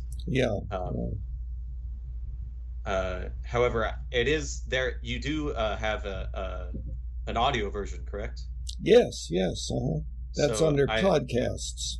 Okay, so I've read the introduction, but it might be easier for me to hear the whole thing. So I'll try that out next time. What about for this discussion today, initially, the things that were in your mind that you wanted to bring up that had to do with questionable items and so forth? Has all of that been addressed? No, in fact, after maybe 45 minutes or so, I realized that it seems as though a lot more things needed to be clarified before before that would have been what I would consider to be a productive discussion or debate. As you seem to be aware, not very many people who I talk to anyway have as much precision and established precision for what words mean in their mind and how they connect to each other as you do. And I knew that going into this. I just didn't know the extent to which that would be relevant for whether or not I should immediately go into my concerns. Do you still However, have I'm the getting same? there. Do you still have the same concerns? Yes. I thought And that I'm sorry. that you had less concern.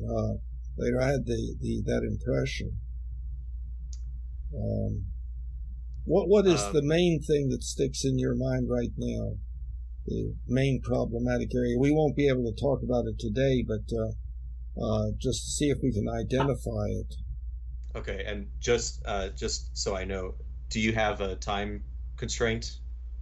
I don't have a specific time constraint. Okay. So we don't have to stop abruptly at a particular time. But I think that for both of us and for anybody trying to listen and so forth, there's certain optimal amount of time. Sure. Okay. And is there a number to that? Should I be keeping a time in mind, in other words? There's no reason to do that. Usually, the longest conversation I've had has been almost 3 hours. Okay. Usually, but that has been quite long, and that's happened maybe a couple of times. Usually around 2 hours, which is what we've done so far. Okay. My assumption has always been, when it comes to talking with you, that if there is any disagreement or incompatibility between our perspectives, then it would probably require that much time, if not more, to really even make sure we understand a more foundational framing for each other's perspectives, much less even get into the particular topic of disagreement. Yeah, I find oftentimes in philosophy group or Humanianity meetings, the inability to understand where you're coming from a lot of people, or at least what I perceive to be an inability on their part, is just based on the lack of time. Yes. Having said all of that, I guess, or keeping that in mind, I would rather refrain from stating the main concern, which I hope is acceptable. Sure. And if we get to it within the time limit, then great. But maybe we won't. Instead, I'd like to backtrack a little bit. Okay. I was asking questions, and there was a chain of questions that I was intending on asking, but we got derailed by my concern about your use of the word postmodern. The question I asked that led to your response was if you had ever envisioned a path forward between where we are now and these fairly detailed understandings of what a better world could look like. And correct me if I'm wrong, but your answer seemed to be that the best option is through rigorous conversation between people who disagree, and not simply to the point of agreeing to disagree, but to the point of agreement, and then even more so, agreement with the understanding that even that might be an incomplete understanding or inaccurate understanding.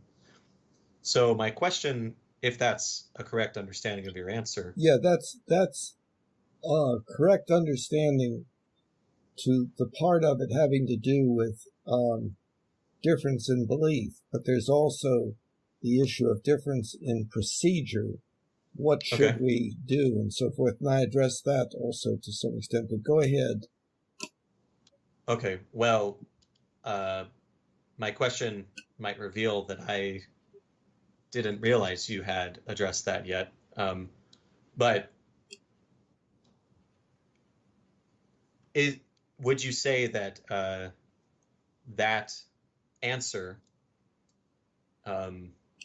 is somehow transposable to a political system or to anything, any scale beyond an individual and another individual, or group meetings such as the Humanianity or philosophy discussion groups? Would you say that there's some way to transpose maybe the procedure as well, I don't know, but just that idea to a more systemic or institutional level within the system that exists today, say in our country? I see. Well, I guess the two areas, the first one of which we've addressed more, area of difference in belief, in other words, how to arrive at agreement with regard to belief systems and so forth, is one part. The other part is how to develop procedure. And,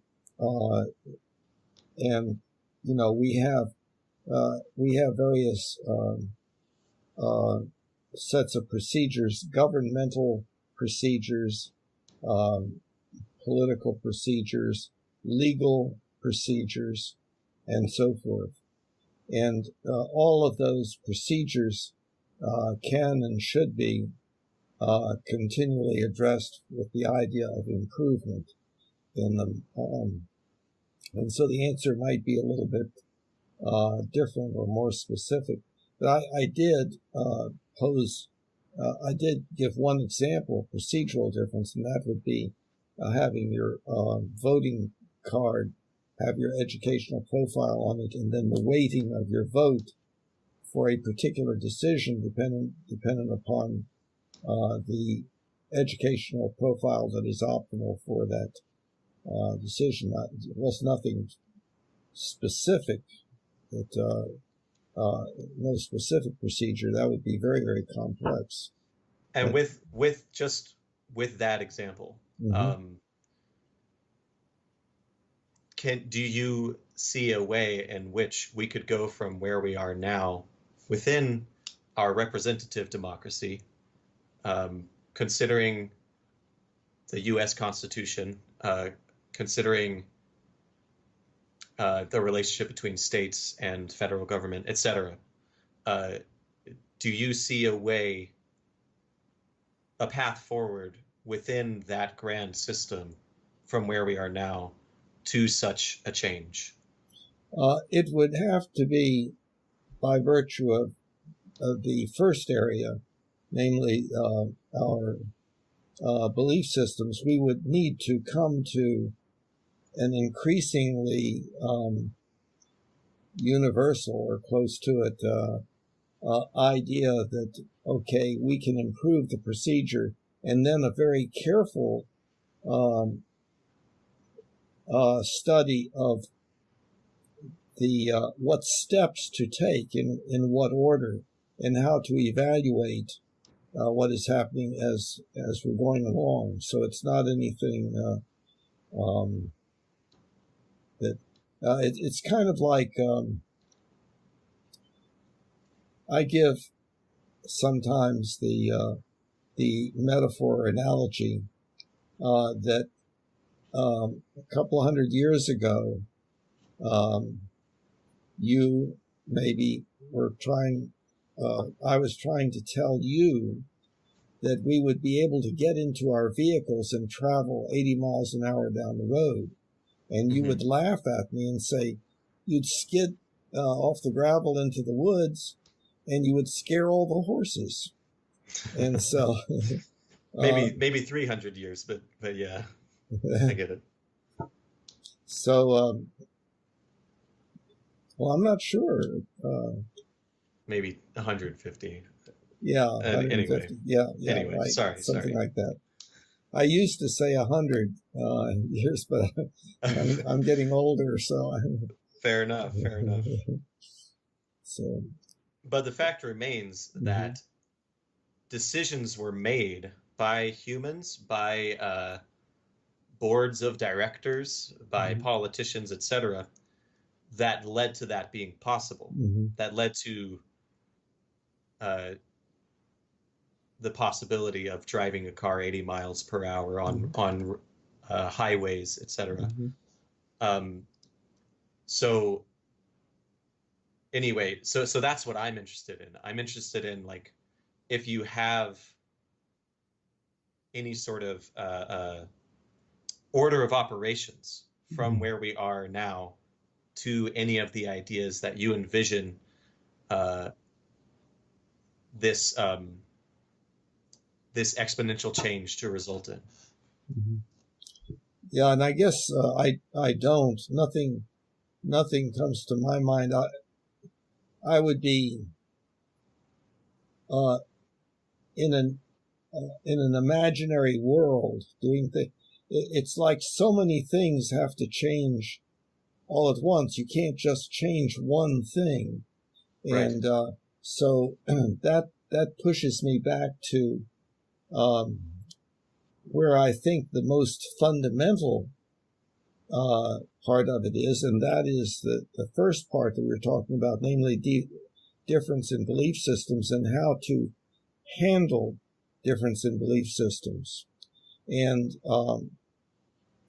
it's associated with an understanding, the Humanianity understanding of us, that there are aspects of ourselves that are built into us, like tribalism and the tendency to struggle for dominance, that have to be drastically inhibited in order to do anything else.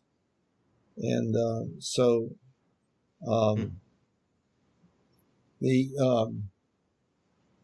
now as a part of working in that area, and this is kind of another plug, having to do with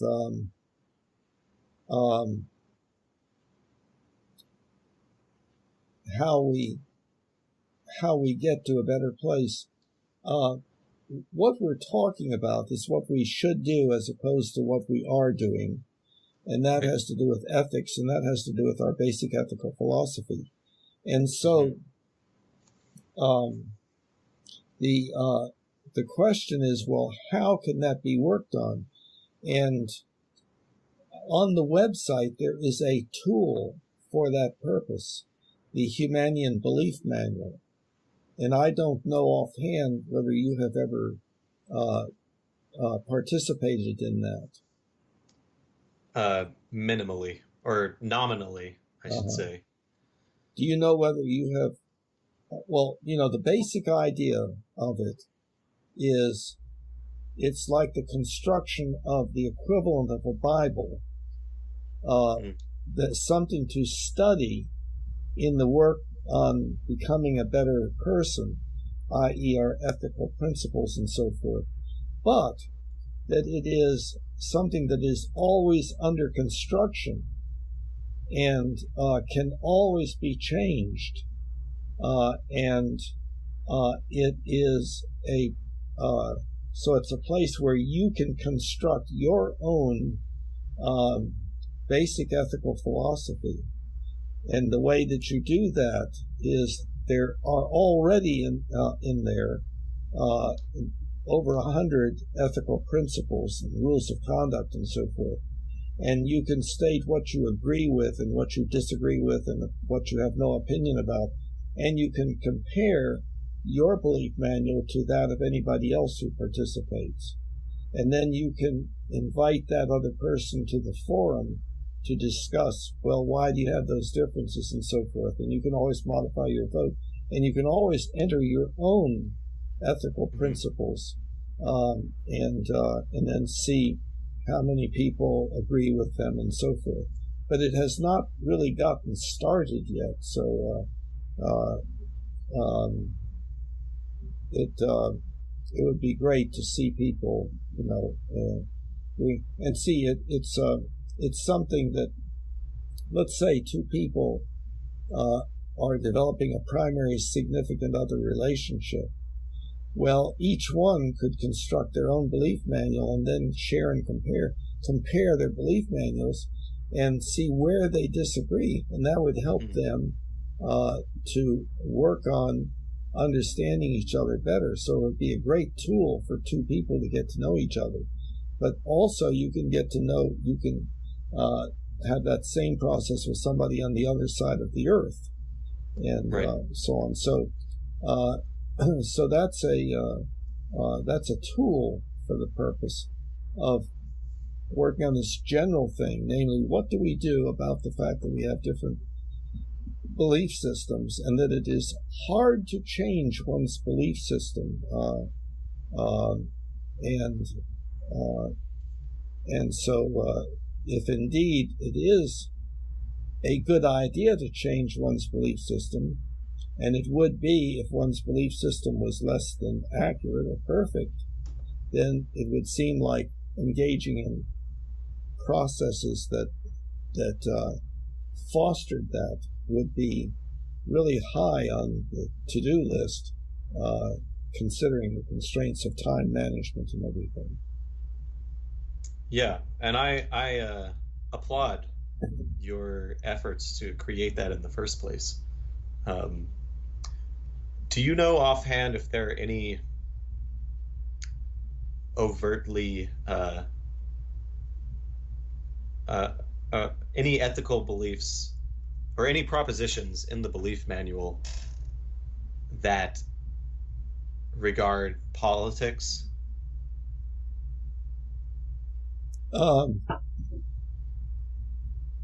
Well, politics, I'm not sure how one would define that, but let's see, I can, there's an outline, let's see if I can,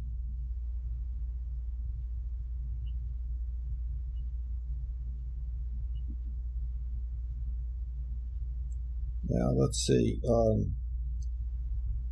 so the general outline is 6 items: general ethical principles and existential foundations, and then care of the self, and then relationship with other individuals, and then participation in human societies, and that's where it would be, and then relationships to other species, and then care of the planet. So participation in human societies, under that is general observations and principles, and then there's government and religion and science and technology and education and business and recreation and economy and cultural values and behavioral tendencies, and then other miscellaneous social and cultural issues. Okay. So under government, there are 3 principles that,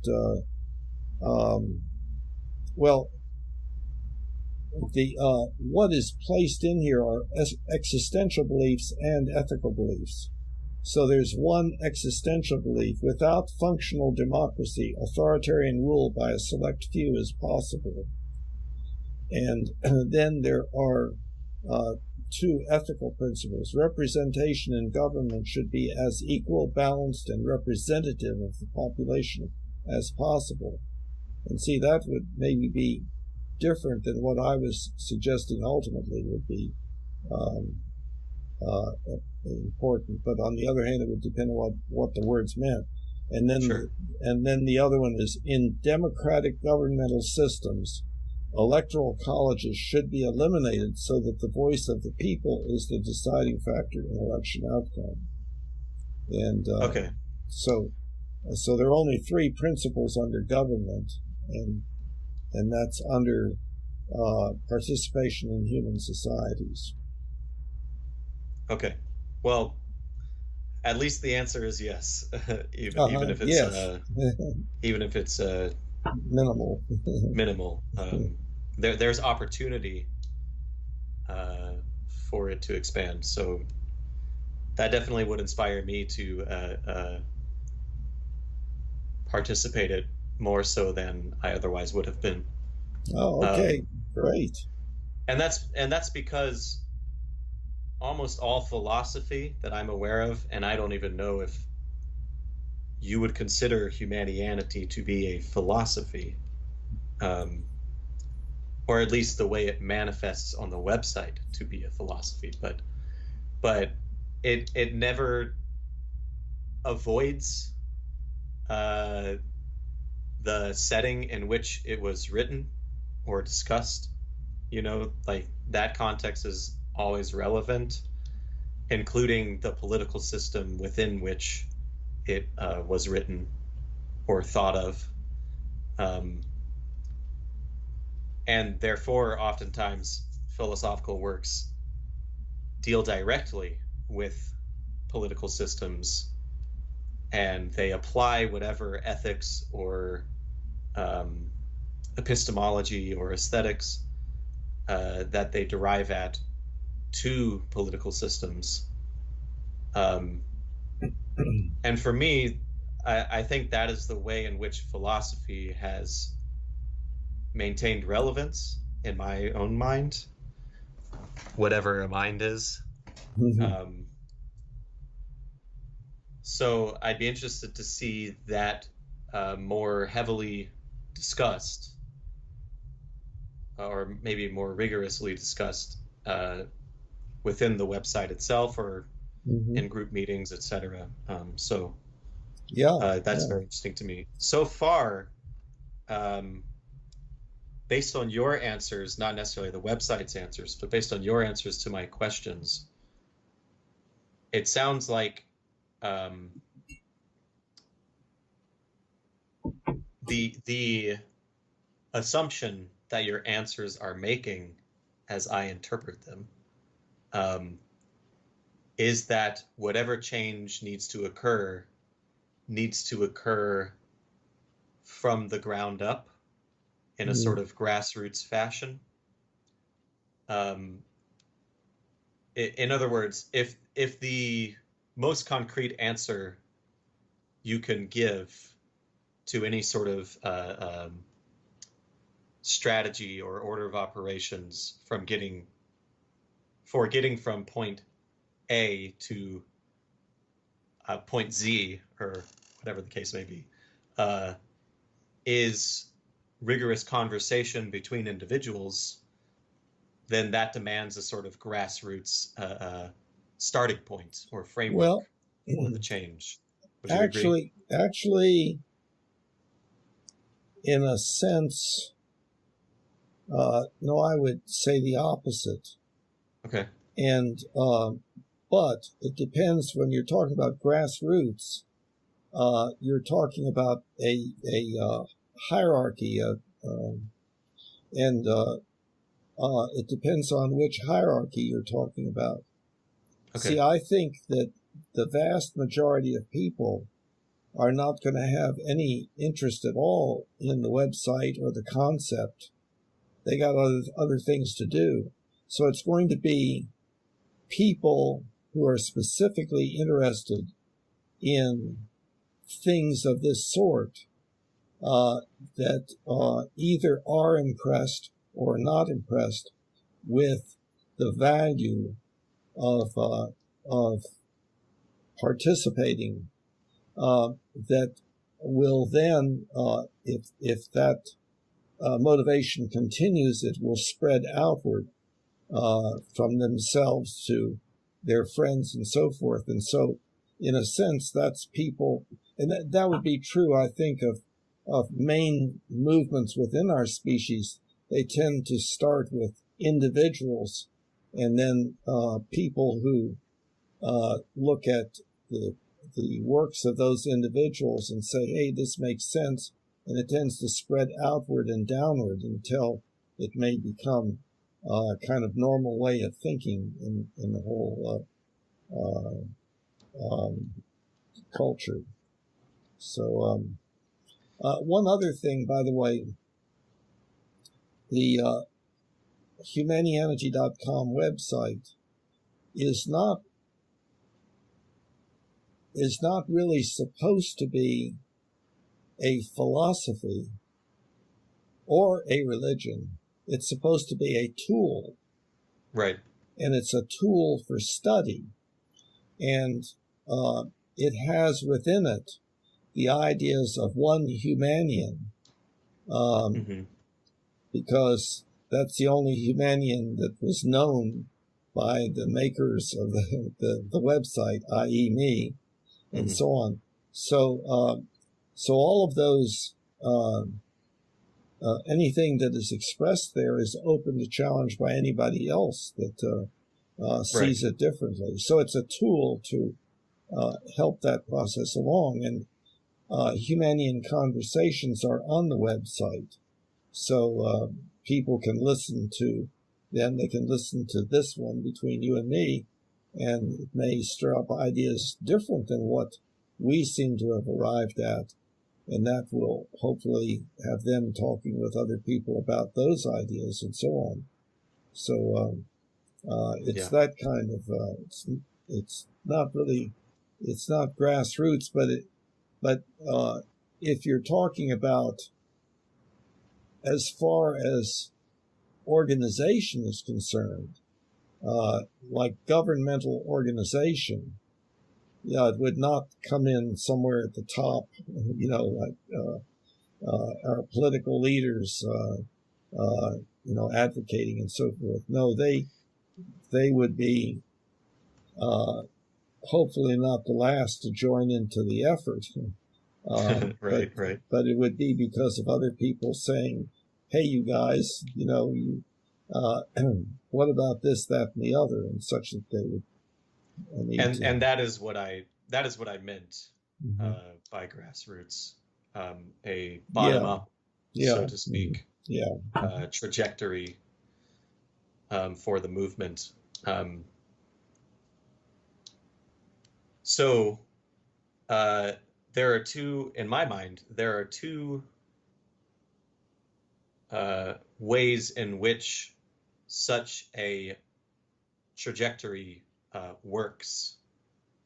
One way is by gaining enough traction for the populace, at least in a representative democracy, to influence those who represent them to make policy changes or constitutional amendments, etc., in accordance to the demands of the grassroots movement. The other way is for the movement itself to effectively replace the government in place at the time. So translating this to two more simple terms, I would say it's reform versus revolution. Yeah, and revolution I don't think works. Revolution is a power struggle, and that's exactly what we want to do, is to get away from struggles for dominance and instead work on that which makes sense to all of us.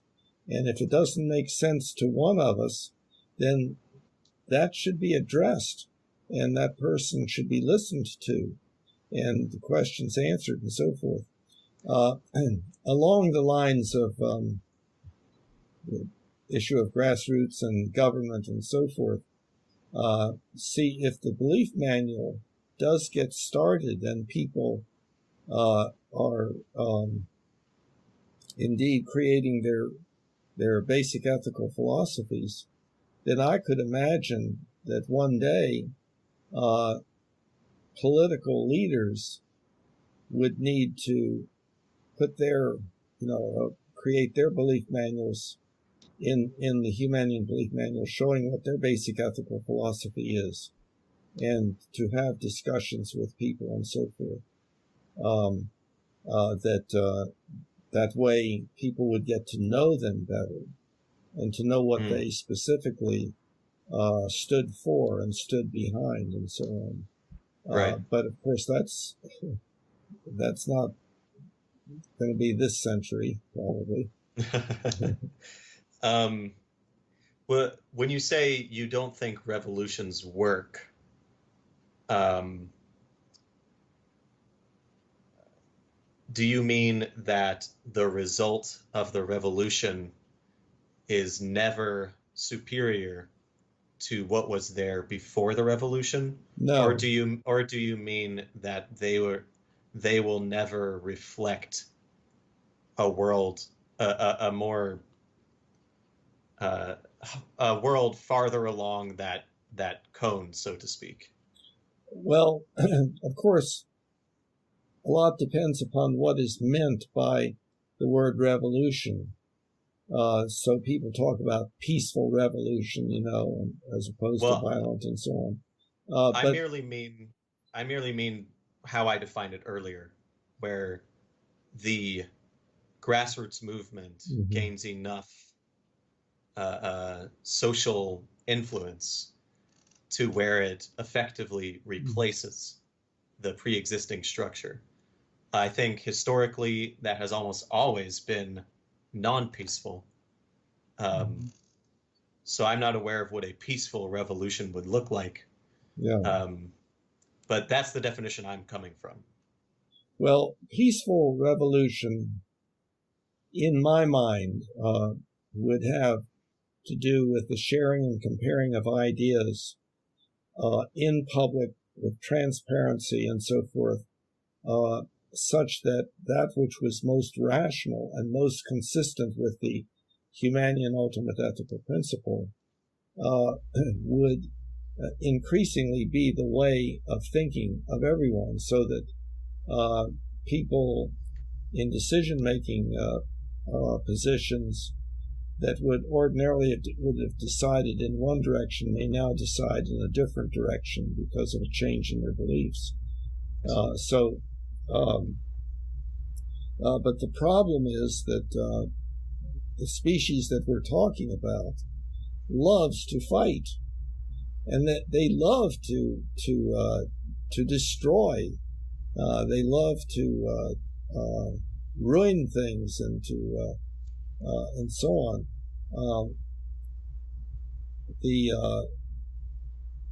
With our fists and guns raised high, we shall overcome and so forth.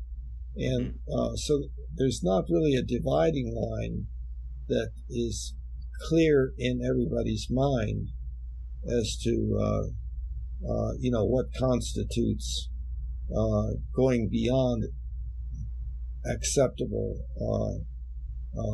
protest or acceptable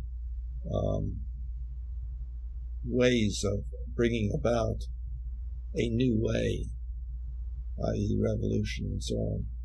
So the problem is that we're dealing with a species that will fight at the drop of a hat, and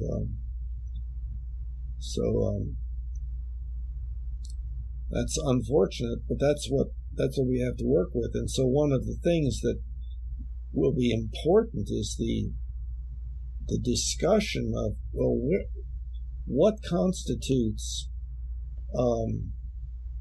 acceptable and good protest against that which seems not optimal or harmful, such that the protest itself doesn't create more damage and hardship and suffering and tragedy and so on. Yeah, and I think that discussion is the discussion I intended to have coming into this, and I've been directing my questions, assuming your answers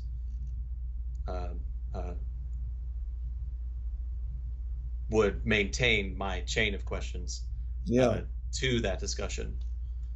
And it included the issue of anger. Correct. Mm-hmm. We haven't gone to that yet, right? Much at all, but and I'm vaguely aware of your perspective on that. I know we've had a conversation in the past on anger, and I don't remember what they are specifically, but when you said there were 4 results of a scenario where somebody acts angrily toward another person, that did ring a bell in my head from a previous conversation. But anyway, so if you'd be interested, now that it seems like we have fairly organically arrived at my intended discussion topic, would you be interested in convening a second time? Absolutely. Okay. Absolutely. Great. I think this discussion has been great, and I think it is, hopefully it will be a contribution to other people's thinking and so on. But I think it's really been wonderful. Great. Me too.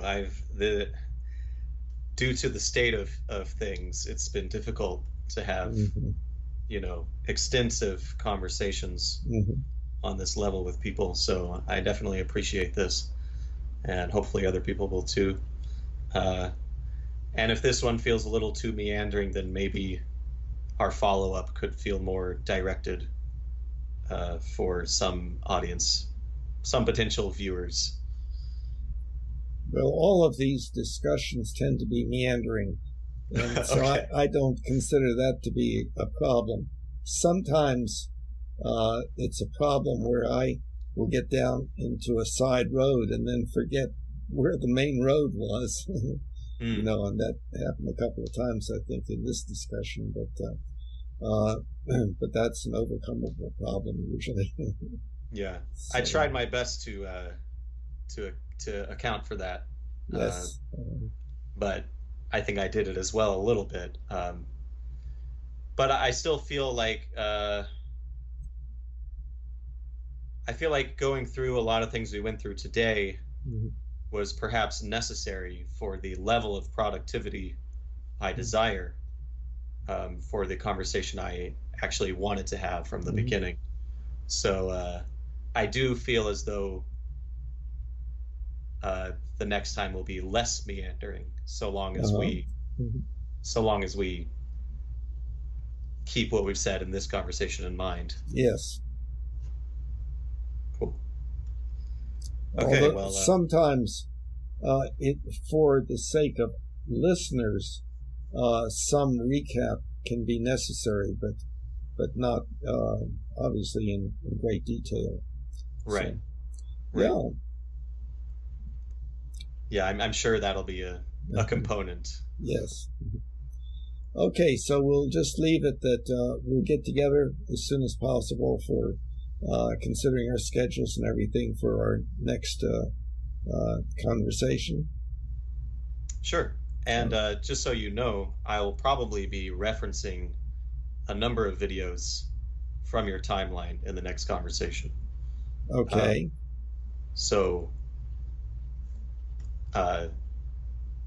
Yeah, I just want you to know that is where I might be coming from, I guess, strategically, if you want to call it a debate. Yeah. So if you wanted to watch some of those again or something like that. I wanted you to know that's where I'm coming from. Okay, well, you could maybe in advance let me know which ones you were thinking about. Okay, will do. Okay, so are we finished for today? Yeah, I'd say so. It's 2 hours and 45 minutes. Pretty close to your record. Yeah, that's right. Close Okay. enough for me. Okay, it has really been great. Really enjoyed it and really appreciate it also. So with that, I will say goodbye. You have a good week. Likewise, and I hope you have a good week as well. Bye-bye. Bye. Humanity.